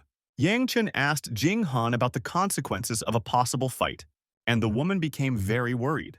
Yang Chen asked Jing Han about the possible consequences of fighting with an academy student. She explained that the management not only does not prohibit, but also encourages duels. Jing Han added an important condition: the obligatory consent of both parties to the fight. She strongly advised against fighting before being officially enrolled. The boy approved of the academy's liberal rules. Yang Chen loudly challenged Luo Yun to a fight, humiliatingly comparing him to a dog. Luo Yun was outraged by the impudence of the challenge. He recalled the boy's recent humiliating visit to Lo's house. His ugly sister insulted Yang Chen's lineage by declaring the superiority of his family's servants. The guy barely restrained himself from hitting the girl accompanying Luo Yun. The girl threatened to kill for insults. Yang Chen ordered Xiao Qu to straighten her crooked mouth. The guy pointed at his brother, a third-level master of the true martial world. Luo Yuhuan offered to help eliminate Yang Chen. The guy defiantly suggested that they all attack together, and the guy and the conductor stood and looked at Xiao's aura. Jing Han was surprised by the sudden change in the boy's behavior after leaving the garden. She noted the strength of the opponents and suggested not to get involved, but Yang Chen ordered an attack. Luo Yun emphasized that killing in duels was prohibited by the academy's regulations. But these villagers were not students, so they could be eliminated. Xiao accused his opponents of whining during the fight, and the idiot opponent immediately activated Ice Fist. The guy assessed the presence of the Heavenly Path Masters as an indicator of the Academy's hidden power, and the enemy pounced on Xiao, saying that he would kill him with one blow. But the blonde stood without moving, and he proudly took the blow straight to the face, without making a sound, standing still. The guy was shocked, because his blow didn't even penetrate Xiao's clothes. The observer did not understand how he withstood the Ice Fist's blow without being damaged. And then he turned to Xiao with horror, who was already raising his fist to strike. And he hit him right in the face with all his might, so much so that my teeth fell out immediately. Yang reproached Xiao Qu for the crooked editing of the girl's mouth. Xiao apologized, offering to repeat the blow. But I think the upstart had enough. Lo was very angry about this action. The viewer noted the attractiveness of the stranger, Yang Chen. Luo Yun was angered by his opponent's invulnerability to Ice True Qi. He got angry and told Xiao that he had managed to push him to the edge and activated his aura. So much so that everything around was in an aura of fire. Yang shockedly announced that his opponent was at level 4 of the true martial world. Xiao guessed that there was a second master of the heavenly path. The Luo family's innate fire martial spirit manifested, signaling Luo Yun's fury. Spectators predicted the inevitable death of the young men. But others admitted that Yang Chen had hidden trump cards in defeating Ming He with one blow. Xiao made a gesture with his finger and said that up until now, none of them could defeat him. Everyone was shocked. Is Zhao an idiot? Luo Yun was furious and took the challenge as a mortal insult. And so he immediately activated his aura and the fire on his hands. And then he launched his energy attack straight at Xiao. Everyone said that he was ranked in the top 50 in the southern courtyard, and his fire palm had reached minor mastery. This technique was ideal for fire Taoists, promising failure to the enemy. But Xiao was no slouch either. He activated his fighting spirit. Yi Xiao stood in a stance, preparing to repel this fiery attack. The spectators decided that a simple fist would not stand against the power of the fire palm. One of them urgently warned Xiao about the danger and demanded that he move away. But the blonde calmly rushed towards the attack and blocked it with his hand. The same viewer was shocked. The spectators continued to stare at the haze after the blow and thought that Xiao must be crazy. And when the smoke cleared, Xiao was visible, standing there with only a slightly burnt fist. Luo Yun couldn't believe that his opponent had broken his palm with pure physical force. Yang knew that Xiaoque possessed the heavenly demon body from the true martial world. His strength was unfathomable. And at that moment, Xiao rushed forward towards the fire bastard and decided to hit him. Now he was no longer very brave. Especially when Xiao grabbed his hand, something interesting was about to happen. Then he threw it back, taking a very strong swing. And he hit Lo with such force on the ground that even the flash came from the speed and force of the blow. Lo lay on the ground after such a blow and did not understand what was happening. At this moment, Xiao stepped on his chest with his foot and pressed hard. Xiao hit him and advised Luo Yun to talk less and train more. He repeated the advice, emphasizing the uselessness of words without practice. Everyone around was shocked. The girl screamed in horror, demanding that her brother be released.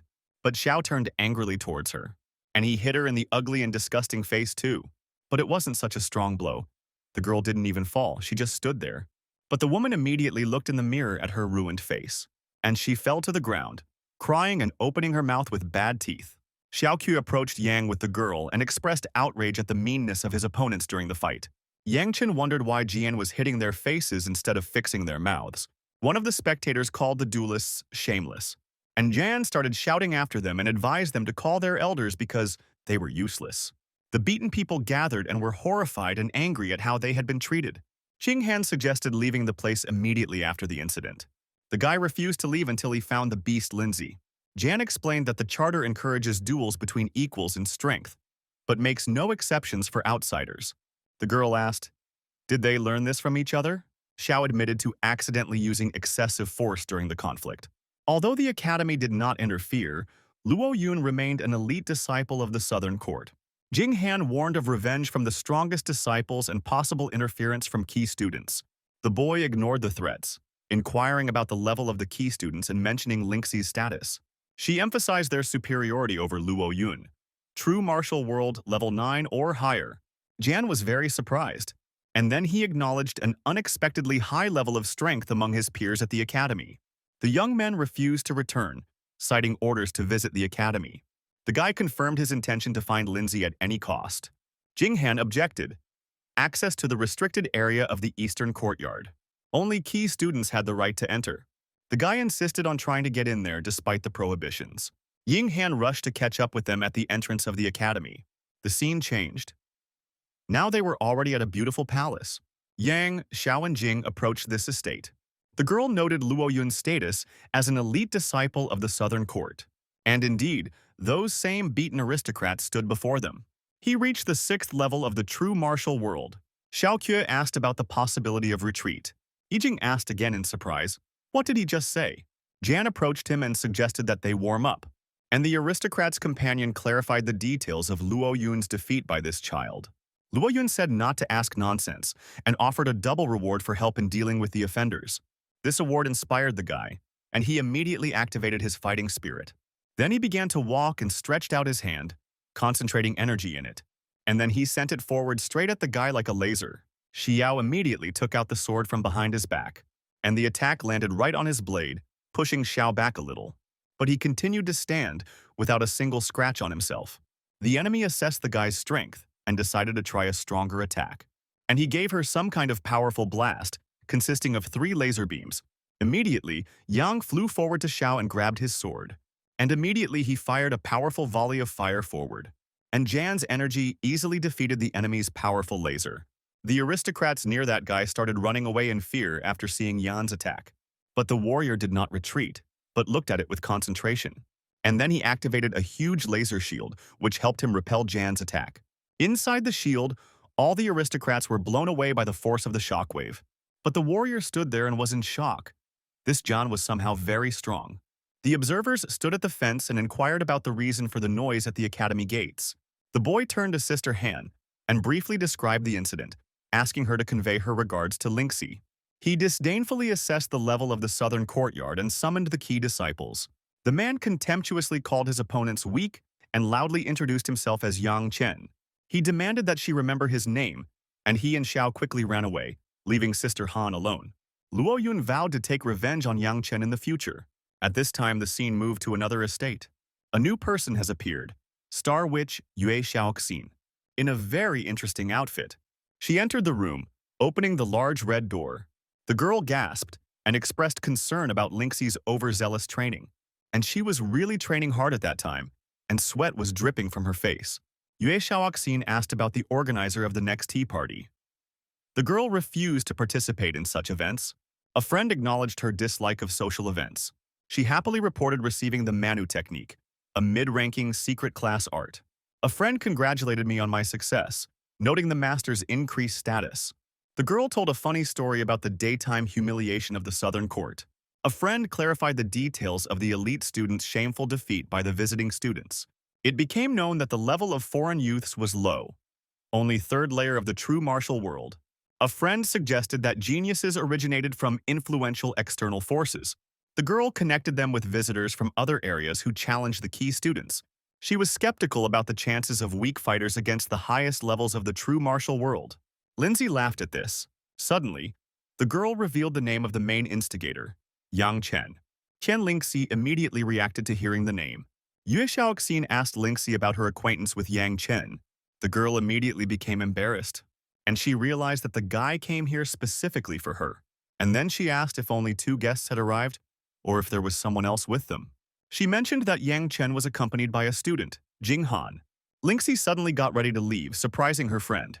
Yue Xiaoxin guessed that Lingxi had suddenly fallen in love with someone. The scene switched to Jing's office where she was sleeping. Suddenly, she heard a knock on the door and realized with horror they had come again. She opened the doors and saw 2 people in front of her. It was 2 female students who asked Jing Han about the boy's origins. Jing Han admitted in confusion that she didn't know them. The girl was surprised by her ignorance about her companions. Jing Han immediately sank down, fed up with the questions. And then one of the students suggested stopping the questions and leaving. The students discussed Jing Han's ability to attract talent. Jing closed the door and exhaled, but there was a knock on the door again immediately. Jing Han once again repeated her ignorance of the guest's origins, and then I realized that there was someone interesting standing behind the door. It was Lingxi, who looked questioningly at the irritated and tired girl in front of her. Jing immediately realized who was in front of her and began to worry. Lingxi introduced herself and immediately asked, "Where is Yang Chen and everyone else?" She immediately replied that they were all currently in the Garden of Swords, and, turning around, Lingxi quickly thanked the girl for the information. But Jing started shouting, calling the girl to her. She wanted to go to the garden with Lingxi, and the scene moved straight into this garden. The girl in red turned around to face the entrance and saw 2 girls in it. Jin immediately walked over and spoke to her aunt, and then she stood, embarrassed, waiting for an answer from the woman in red. But she immediately turned to Lingxi, saying that she looked just like her mother. No wonder such a boy had a crush on her. Lingxi immediately greeted him shyly, thinking that here in front of her was her mother's rival in love. But the woman said that it was time for the girl to go and meet her father, and they quickly ran further, into that part of the garden where the master was sitting. Lingxi pounced on her father with a hug and asked if his cultivation was okay. The father said that God loved his beautiful face, so he imposed very few sanctions on him. The girl immediately burst into tears, saying that now was not the time for jokes. Then she stopped and saw Yang Chen hiding behind a tree. She ran up to him and grabbed him by the ears, asking how he took care of his father. So he brought him here to Tianyan? And still smiling.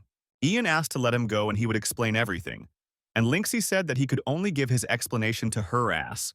The father just sat there, chuckling, and begged his daughter not to be so cruel to Yang Chen. And the girl finally let go of the poor protagonist's ear. Then Yang Chen smiled and told Lingxi that she had nothing to worry about. He would cure her father. The girl got even more angry and asked what kind of nonsense he was talking about. And suddenly, a moment later, an old man in a hat appeared in the garden. He turned to the girl and said that she should not be here. She should return to the academy. The girl immediately turned to the old man and asked what right he had to control her. The hat said that it was his duty to guard her secretly, so he should not take her out into the city. It was almost impossible to maintain secrecy there. Then he turned to her father and asked if he wanted to show disrespect by coming to this city. Did he want to die? This made the master very angry. He immediately stood up and said that now that he had lost his cultivation base, the old man really thought that he was afraid of death? The old man immediately activated fire magic and his entire body was covered in flames. He then turned to Duanmu Kui and told her to get out of the sword garden immediately. Immediately, a sister in red stood in front of the master with a dagger in her hands. Now fire magic was circling around everyone. The master looked at all this with disdain, and the old warrior said that he did not expect him to lose his strength. But even so, it would be better for him not to appear in the city and stop communicating with Miss. Then he turned to the Miss in blue and asked her to return to the battle house. The old man said that she had already attracted too much attention. She should go back and not come back here if she did not want to bring trouble to the sword garden. The master told his daughter to return to the fighting house and gave her advice. The only way to control her destiny is to become strong. Yang threw up his hands and told Ling Si not to let hatred cloud their hearts and pride. They still had time. She turned and reluctantly agreed to this. And then she left the yard together with the old magician. Jan watched them for a long time. He remembered how another old man had told him about people who were suffering and who felt powerless and could not overcome all the obstacles. It seemed like a dead end. The elder looked ahead and said that 99% of people in such a situation are full of hatred and are trying to increase their strength in order to break down barriers. He turned around and said, "They forget that individual power can be limited. What would Jan do in this situation?" The question caught him off guard. But then the wise old man put his hand on the main character's head, and he said that he wanted to give advice on how not only military force, but also other forces can solve many problems. This is wisdom.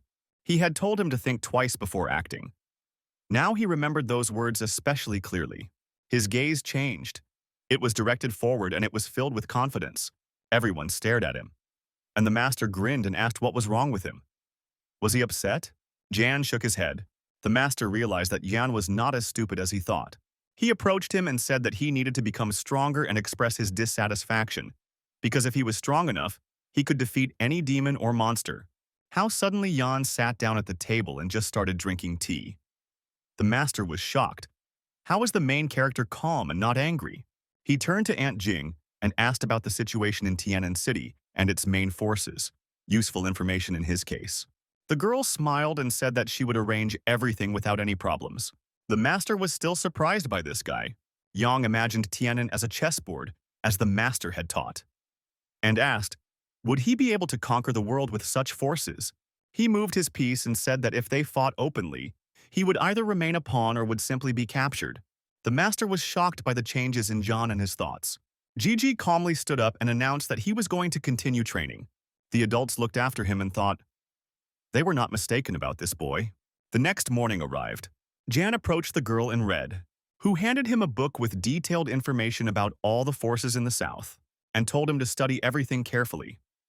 The boy thanked her, and she turned around and wished him luck in mastering the material. As soon as he left the door, Jan began to read it. It spoke of the three most powerful forces in the south. This is the Fighting House, the House of Duan Mu, and the House of Shadow Killing. The guy decided that it was just a miracle. Probably his master was alive and well. He remembered another clan of Golden Eagles who are a lever of pressure in this region. The guy sighed and realized that this game would not be easy to play. And then he began to eat. The master asked, he doesn't intend to take part in this chess showdown, does he? Jan reassured him that he would patiently watch from the sidelines. There was no reason to worry. And the master continued eating, calling Jan very stubborn. A Xiao and the girl in red stared at them. The girl said that her uncle's little daughter was in danger. She had recently been poisoned by a flower from the underworld. The master was shocked and horrified when he heard about the poisoned flower.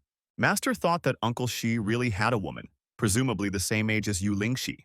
The manhwa poison turned out to be a heavenly poison. Even in Tian'an, there is no antidote. The question arose about the origin of the legendary manhwa poison in the secret world of Tian'an. Xiao immediately asked what the secret worlds were. Ant explained that the secret worlds were magical rifts in space. Their sizes varied. Most were small, empty, devoid of treasure and life. However, some hid rare treasures, relics of the powerful, or even their legacy. Master said that the entrance to the Tian'an secret world was in the Tian'an Academy. Controlling the gate made the academy the strongest force in Wunong. He said that only the discipline of martial arts can help him enter and learn. Yan thought that this was a great chance to break the game. He would become a player in Tianyang. For others, Manhwa meant certain death. But the young man had the ancient demon dragon and martial arts. Yang whispered to the master that old man Shi Quanzu was in trouble. The master thought it inappropriate to visit him. The mentor asked if the boy expected him to humiliate himself by begging for a place for him. The boy pointed out the awkward moment and the uncle's madness. Yang told the master that he wanted to enter the academy. It didn't require his attention. He could test Minghwa's poison, assuming that it could be neutralized. The mentor sharply asked if the boy was really capable of neutralizing the deadly poison. The young man explained the peculiarity of his fighting spirit.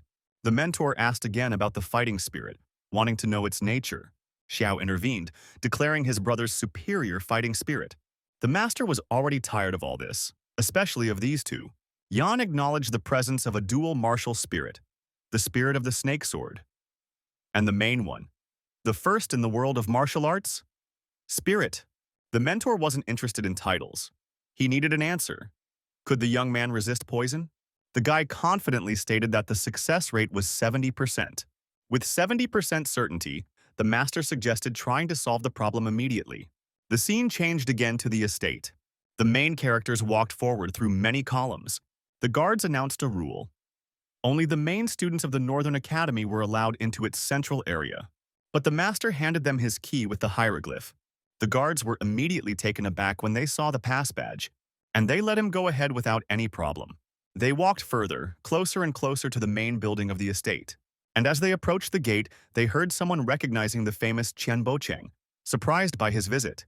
Boguan asked Uncle Shi for help against Minghwa's poison. The uncle opened the door slightly and ordered them to come in. As soon as they crossed the threshold, they stood on the floor, which was completely covered with fragments, and they saw in front of them a rather large man and a bunch of servants around him. It was the head of the Northern Academy, Ku Jinye. Uncle Shi asked in shock about the reason for Boguan's destruction of the foundation of power. Boguan told about a fight with a mountain monster that cost him his spiritual energy. The chief was shocked and did not answer. The mentor introduced a new student whose special fighting spirit could save the girl. A question was asked about whether the guy had a spirit that could cleanse poisons. Uncle Shi demanded that the young man immediately display the essence of his fighting spirit.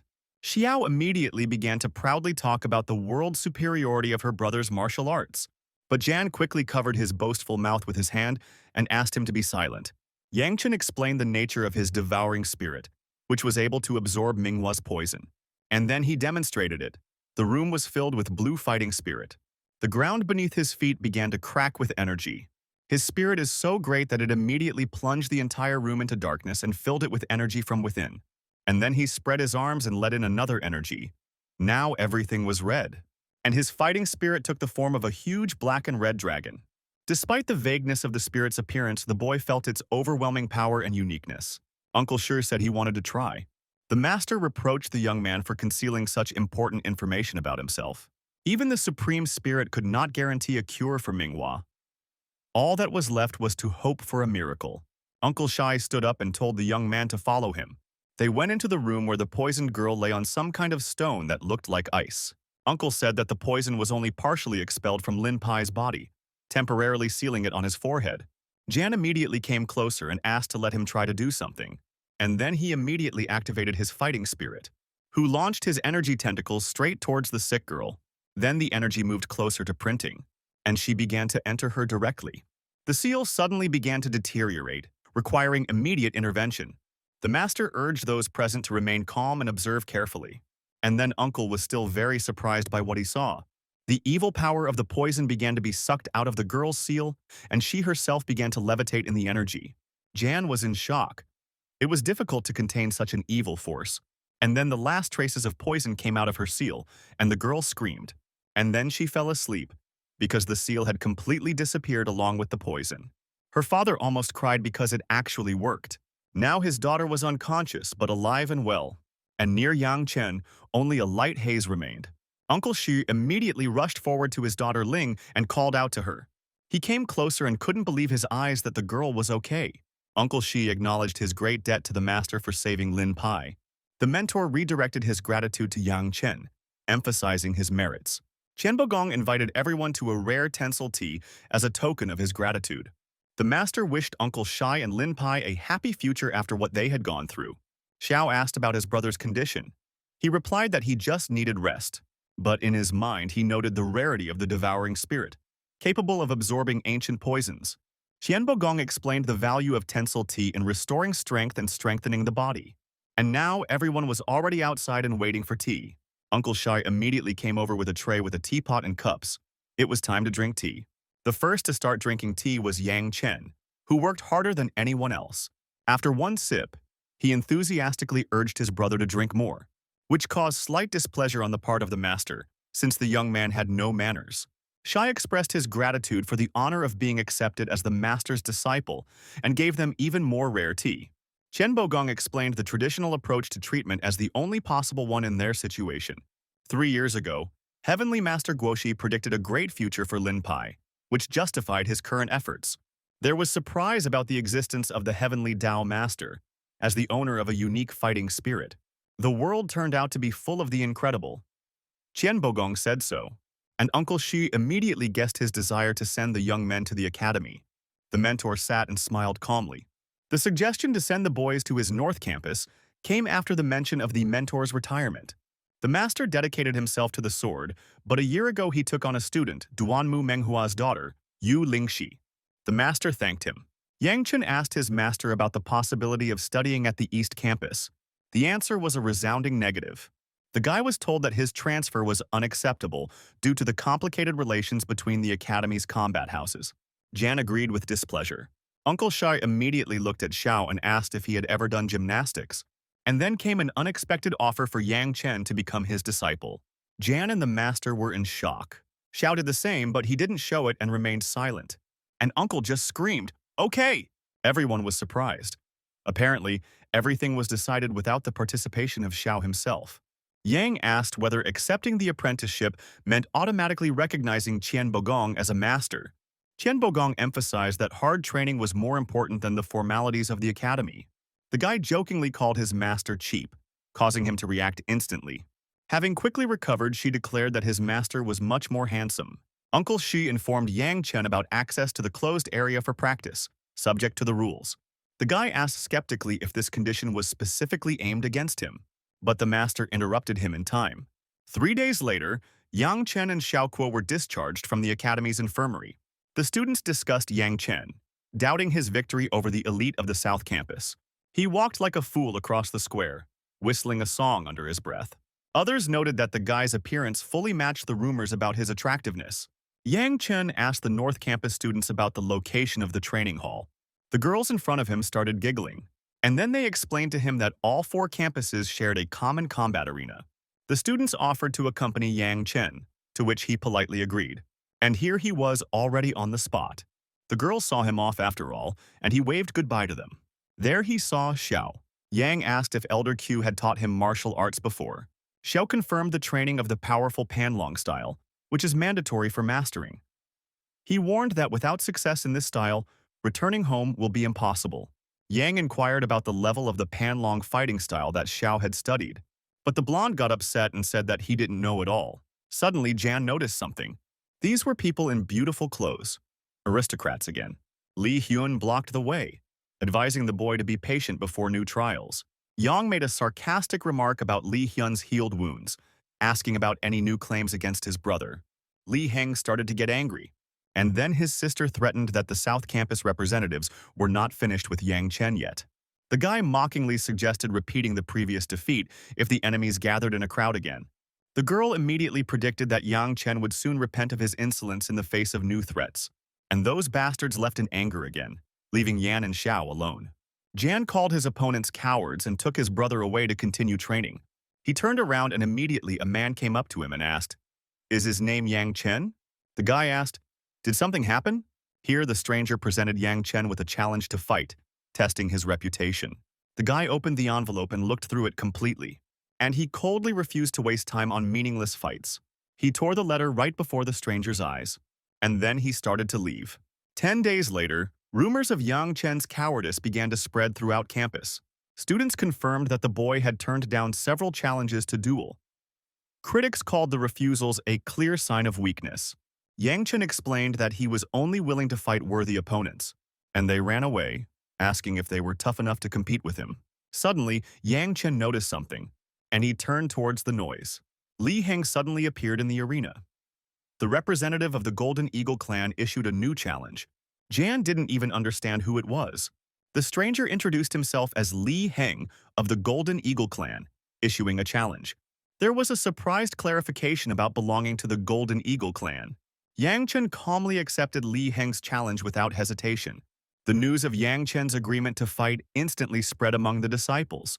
The crowd rushed to the training arena where the fight was to begin. The spectators loudly cheered for Li Hyun to crush his opponent. The other part of the audience supported Yang Chen, believing in his strength. Before the fight, the opponents began to independently discuss the betting rules. Li Hyun suggested fighting without rules, testing the opponent's courage. The crowd was shocked by the proposal to fight without restrictions. Yang Chen rejected mortal combat, fearing the consequences of killing within the academy's walls. The guy hinted at the fear of the clan's revenge by offering reasonable terms of the bet. Li Hyun said that it was not interesting at all. Yang Chen demanded to name the specific collateral that the opponent could offer. The proposal to place 100 low-grade spiritual stones was made with mockery.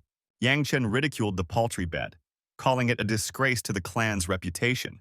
Yang Chen offered a rare, mid-grade yellow ring as a bet, citing his humble origins. The yellow ring proposal came as a shock. The presence of such an artifact in a newcomer was considered incredible. Spectators confirmed the rarity of the ring. Yang openly asked Li Heng if there was a similar bet. He stood silently and was angry. After this, Yang demanded 1,000 low-grade spirit stones, threatening to quickly deal with his opponent. Li Hyun didn't understand why this boy was so rich. Li Heng flew up to Luo Yun and asked how many of these stones he had. Li Heng's assistant only provided 205 stones, foiling the plan for a big bet. And so the guy had to ask the girl next to him for money as well. And, having taken everything from them, he returned to the arena. Having already placed his bet, Li Heng swore on his family name that Yang Chen would not leave the arena on his own 2 feet today. Yang Chen sarcastically remarked that a person who borrowed stones had no right to make loud statements. The guy reminded about the agreed rule. A fight to the death is allowed without restrictions. The official confirmation of the rules was brief, giving the start. Li Heng accused Yang Chen of cowardice, but he approved the deadly conditions of the battle. The countdown began after the final confirmation of the rules by both sides, and as soon as the fight began, the girl ran away from the arena. And Li Hyun immediately activated his golden and strong fighting spirit. The audience discussed the imbalance of power. Li Heng's level 6 versus Yang Chen's level 3. The difference in strength caused pessimism. Yang Chen's motives were considered suicidal. The appearance of the golden feather bag in the arena foreshadowed the use of a special technique. The blow was aimed directly at the main character. Ian said it looked great and activated his fighting spirit on his fingers. And he shot his energy at him like a pistol. Li Hyun tried to repel this energy, and he almost succeeded. This surprised him very much. And breaking through his fighting spirit, he saw the defenseless Yang Chen in front of him, and immediately pressed him with his energy. This caused a stir in Li Hyun, who began to shout deadly curses at Yang. It was also visible from the outside how the strong Li Hyun was beating a defenseless guy. The audience was in shock. The energy was burning through them, and Jan just smiled. Suddenly, a huge seal and fighting spirit formed around him. Li Hyun's strike missed its target, leaving everyone confused. But Li Heng's hand was right on Yang Chen's waist. What was going on? Suddenly, the fighting spirit of the protagonist began to wrap around the bastard's hand. All of Li Hyun's anger suddenly evaporated, replaced by a humiliating sense of helplessness. Yang Chen started laughing because now he could see that the person in front of him was just a piece of shit. Li Hyun's attempt to strike failed, showing his complete incompetence. The guy stood there and didn't know what to do in this situation.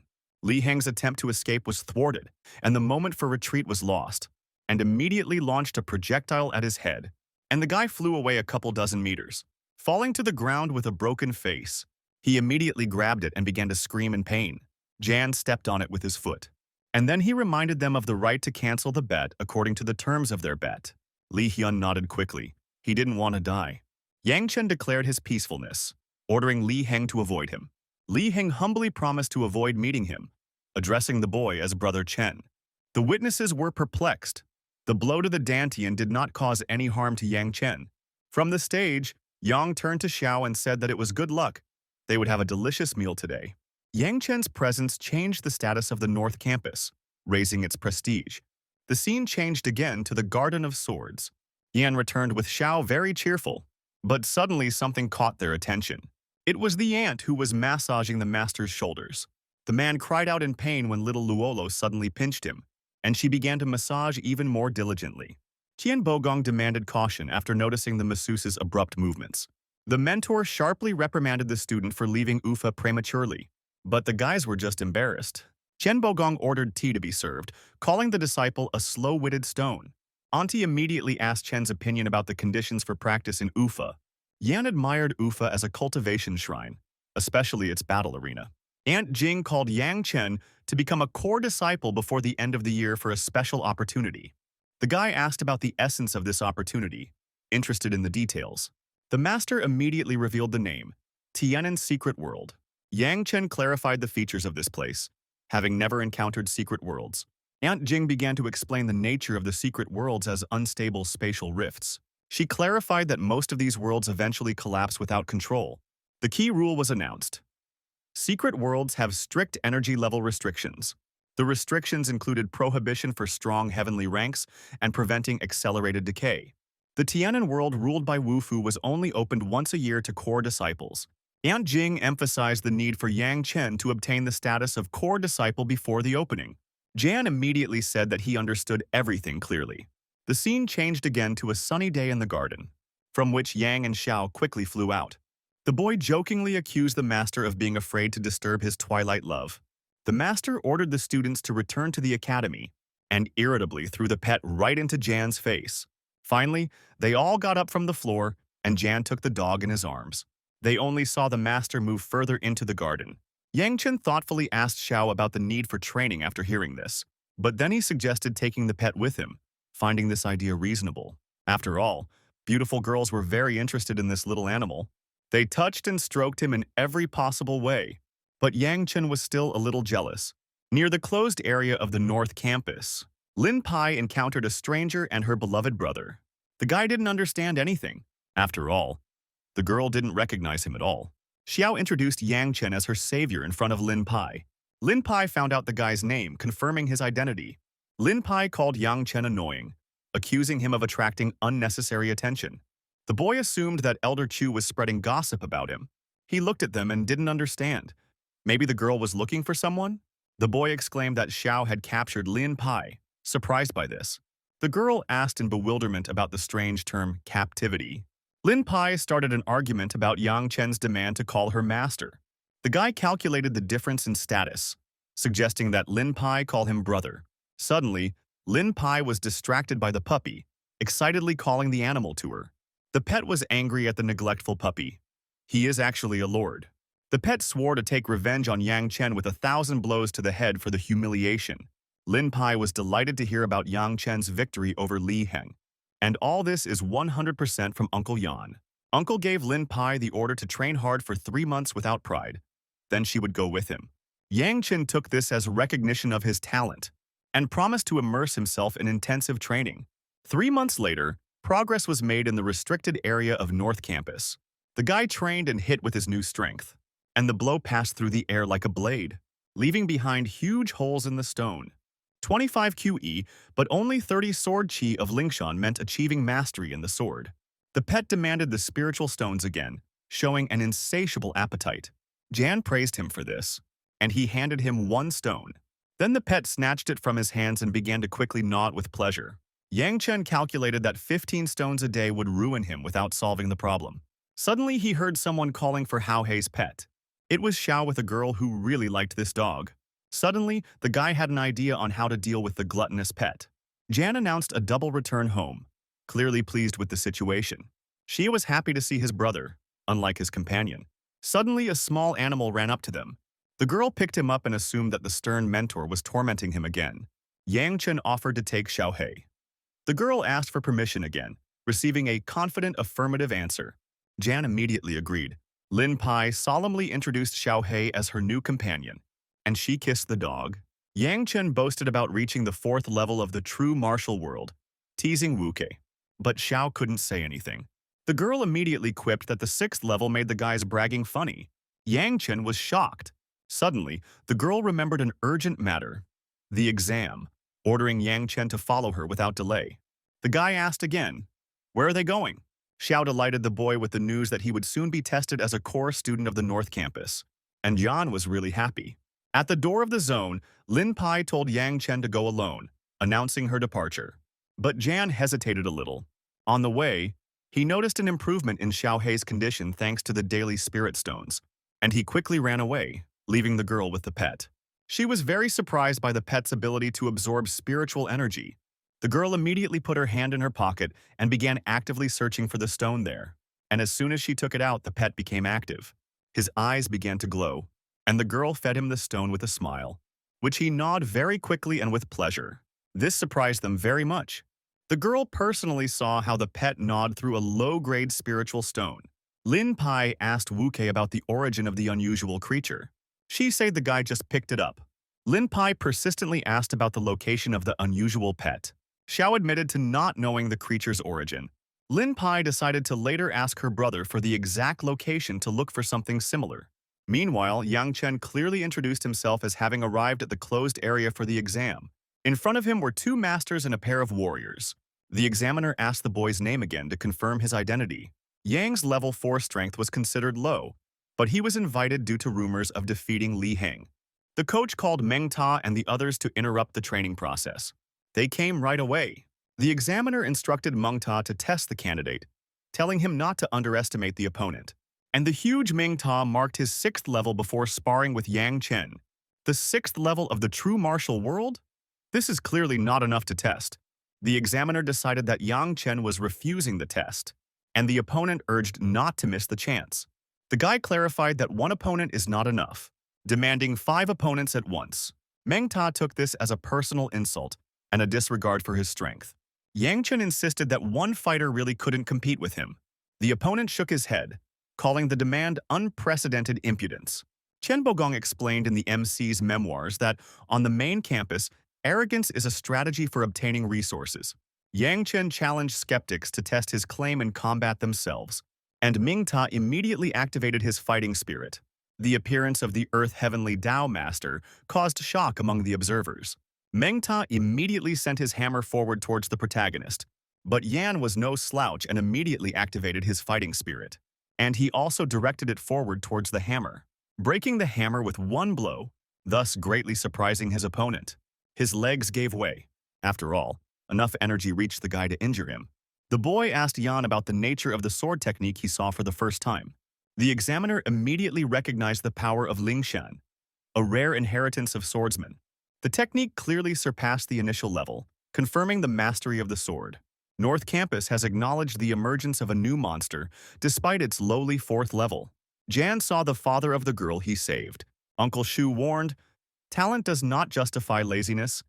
It is not unique to Ufa." The old man suddenly noticed a strange resemblance between Yang Chen and himself in his youth. The man declared his complete submission to Yang Chen in the restricted area of the North Campus. Yan didn't like it very much. Master set a condition: the 9th level of the true martial world by the end of the year or exile. An additional requirement is to master the sword power of Lingshan to the master level in order to be admitted to the secret world. Word of the harsh conditions spread quickly among the students. Many considered the task impossible. From level 4 to level 9 in a month is impossible. It has been confirmed that Dean Q personally put forward these demands. The students gasped when they learned of Yang Chen's current level. Level 4 seemed like too weak a start. The news reached every corner of campus within hours. The scene switched to the courtyard, where Xiao entered and addressed his master. He asked, "What does the blonde want?"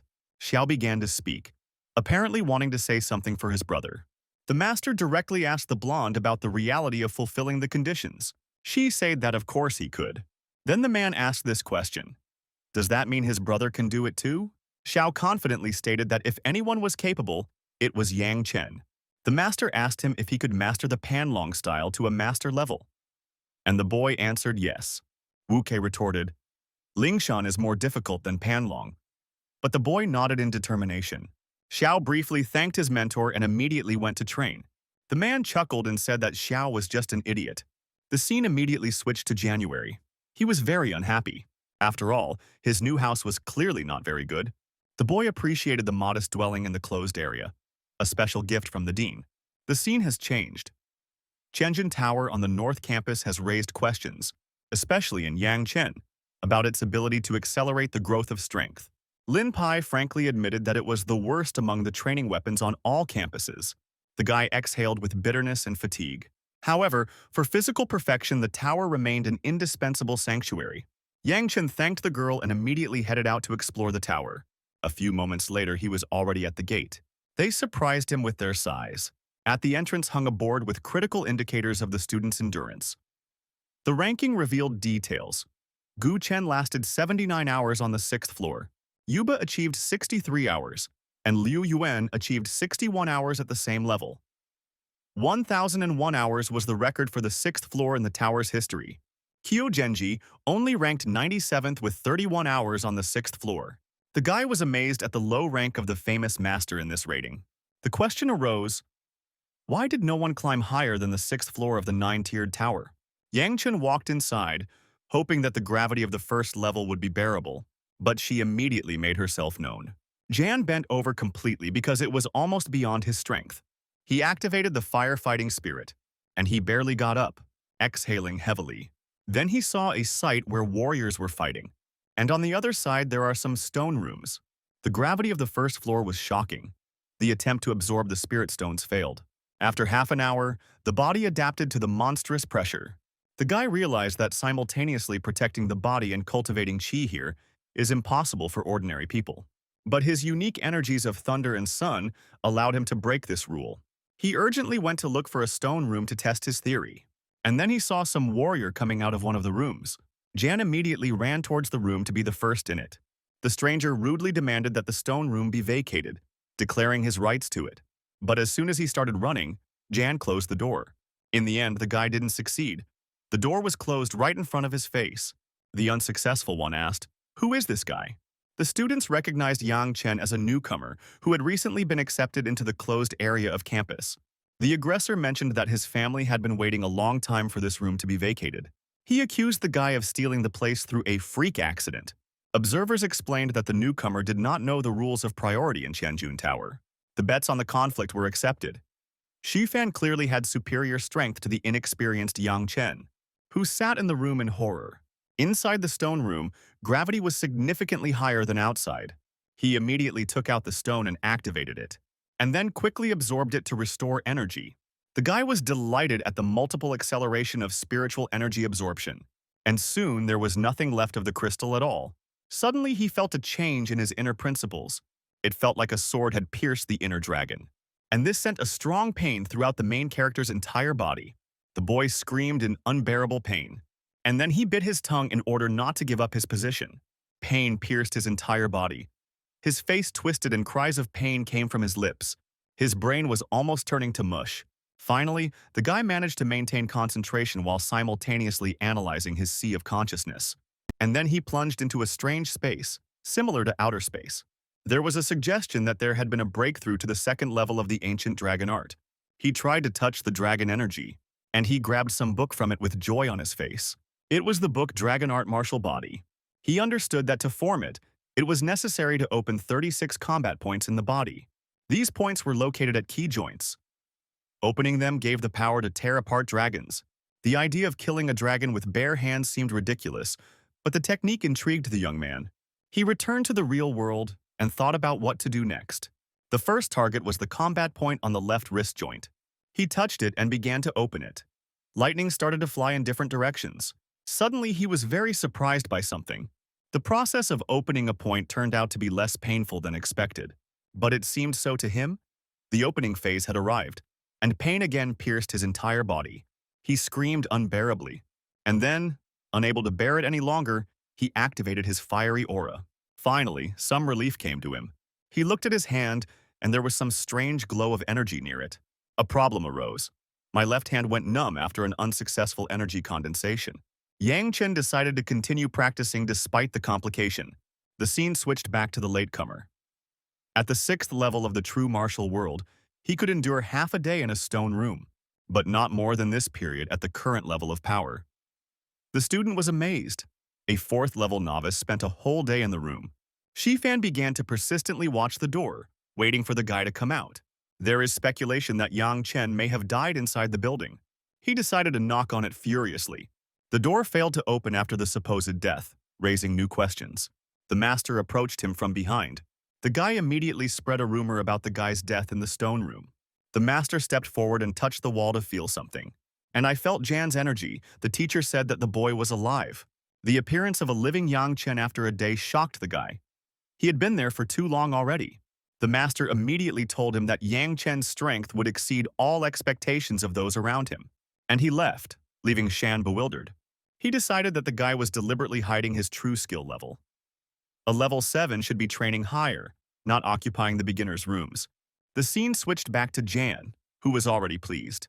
Yang Chen successfully condensed the first battle point in an incredibly short time. Now he could move freely under gravity without the strain of true ki. Suddenly his stomach started to rumble very loudly. The guy decided to interrupt his training to replenish his strength, coming out with a smile on his face and very happy. He saw a huge crowd outside looking at him with anger. Yan immediately asked Shifan about the dissatisfaction he had noticed earlier.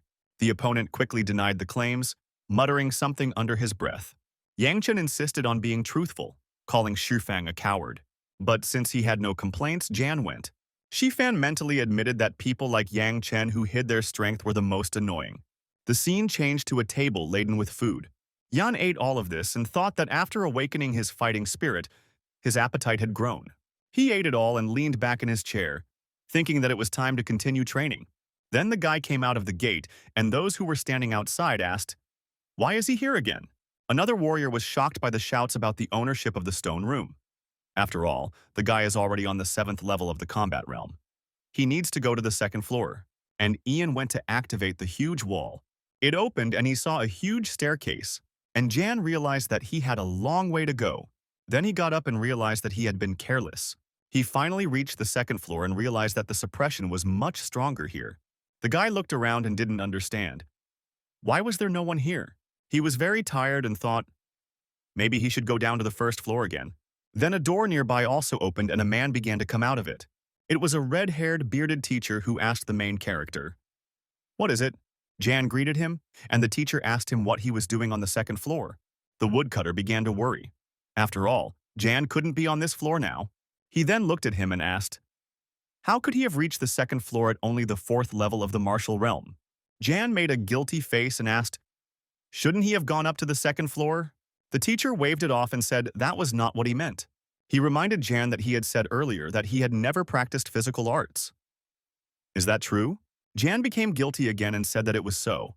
He only started training yesterday. The teacher was shocked and exhaled heavily.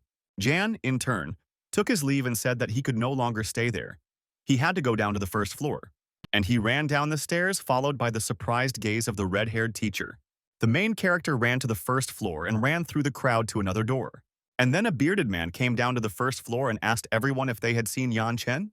The guy with the orange armband pointed to the stone room that the nasty Yang Chen had taken back for himself. The master cleared his throat and asked the boys to tell Jan that he was doing the wrong thing, and that the red-haired man was looking for him. Jan was already sitting in the room and talking about how he felt much more comfortable on the 1st floor. He sat and thought that to have the same comfort on the 2nd floor, he would have to open a 2nd outlet. He looked at his hand, and he put his finger to his forearm. More and more energy began to swirl around him. He opened a new point and suddenly began to scream in pain. The energy spilled out. Gigi didn't understand. What was happening? He was in much more pain now than when he opened the point of his left wrist. The point tried to open, but it was still terribly painful. Jan realized that at this rate he wouldn't be able to open the point on his right wrist even in 10 days. He didn't believe it. Why did the difficulty of discovery increase so much already on the 2nd one? How would he then be able to discover all 36? It would take him centuries to do it. The guy thought, maybe it's all about true ki? Then he can try another way, and activated his purple energy. Jan was happy. Now nothing hurt, and the point began to open faster. He looked at his hand and thought that he didn't expect such power from the true thunder energy, although it didn't reach the level of the sun chi in opening combat points. One day later, everything was finally ready. Ian meditated rigidly in the air, and then he swung his fist with energy. And then he struck with his energy right in the stone room. The new strength and power made him happy.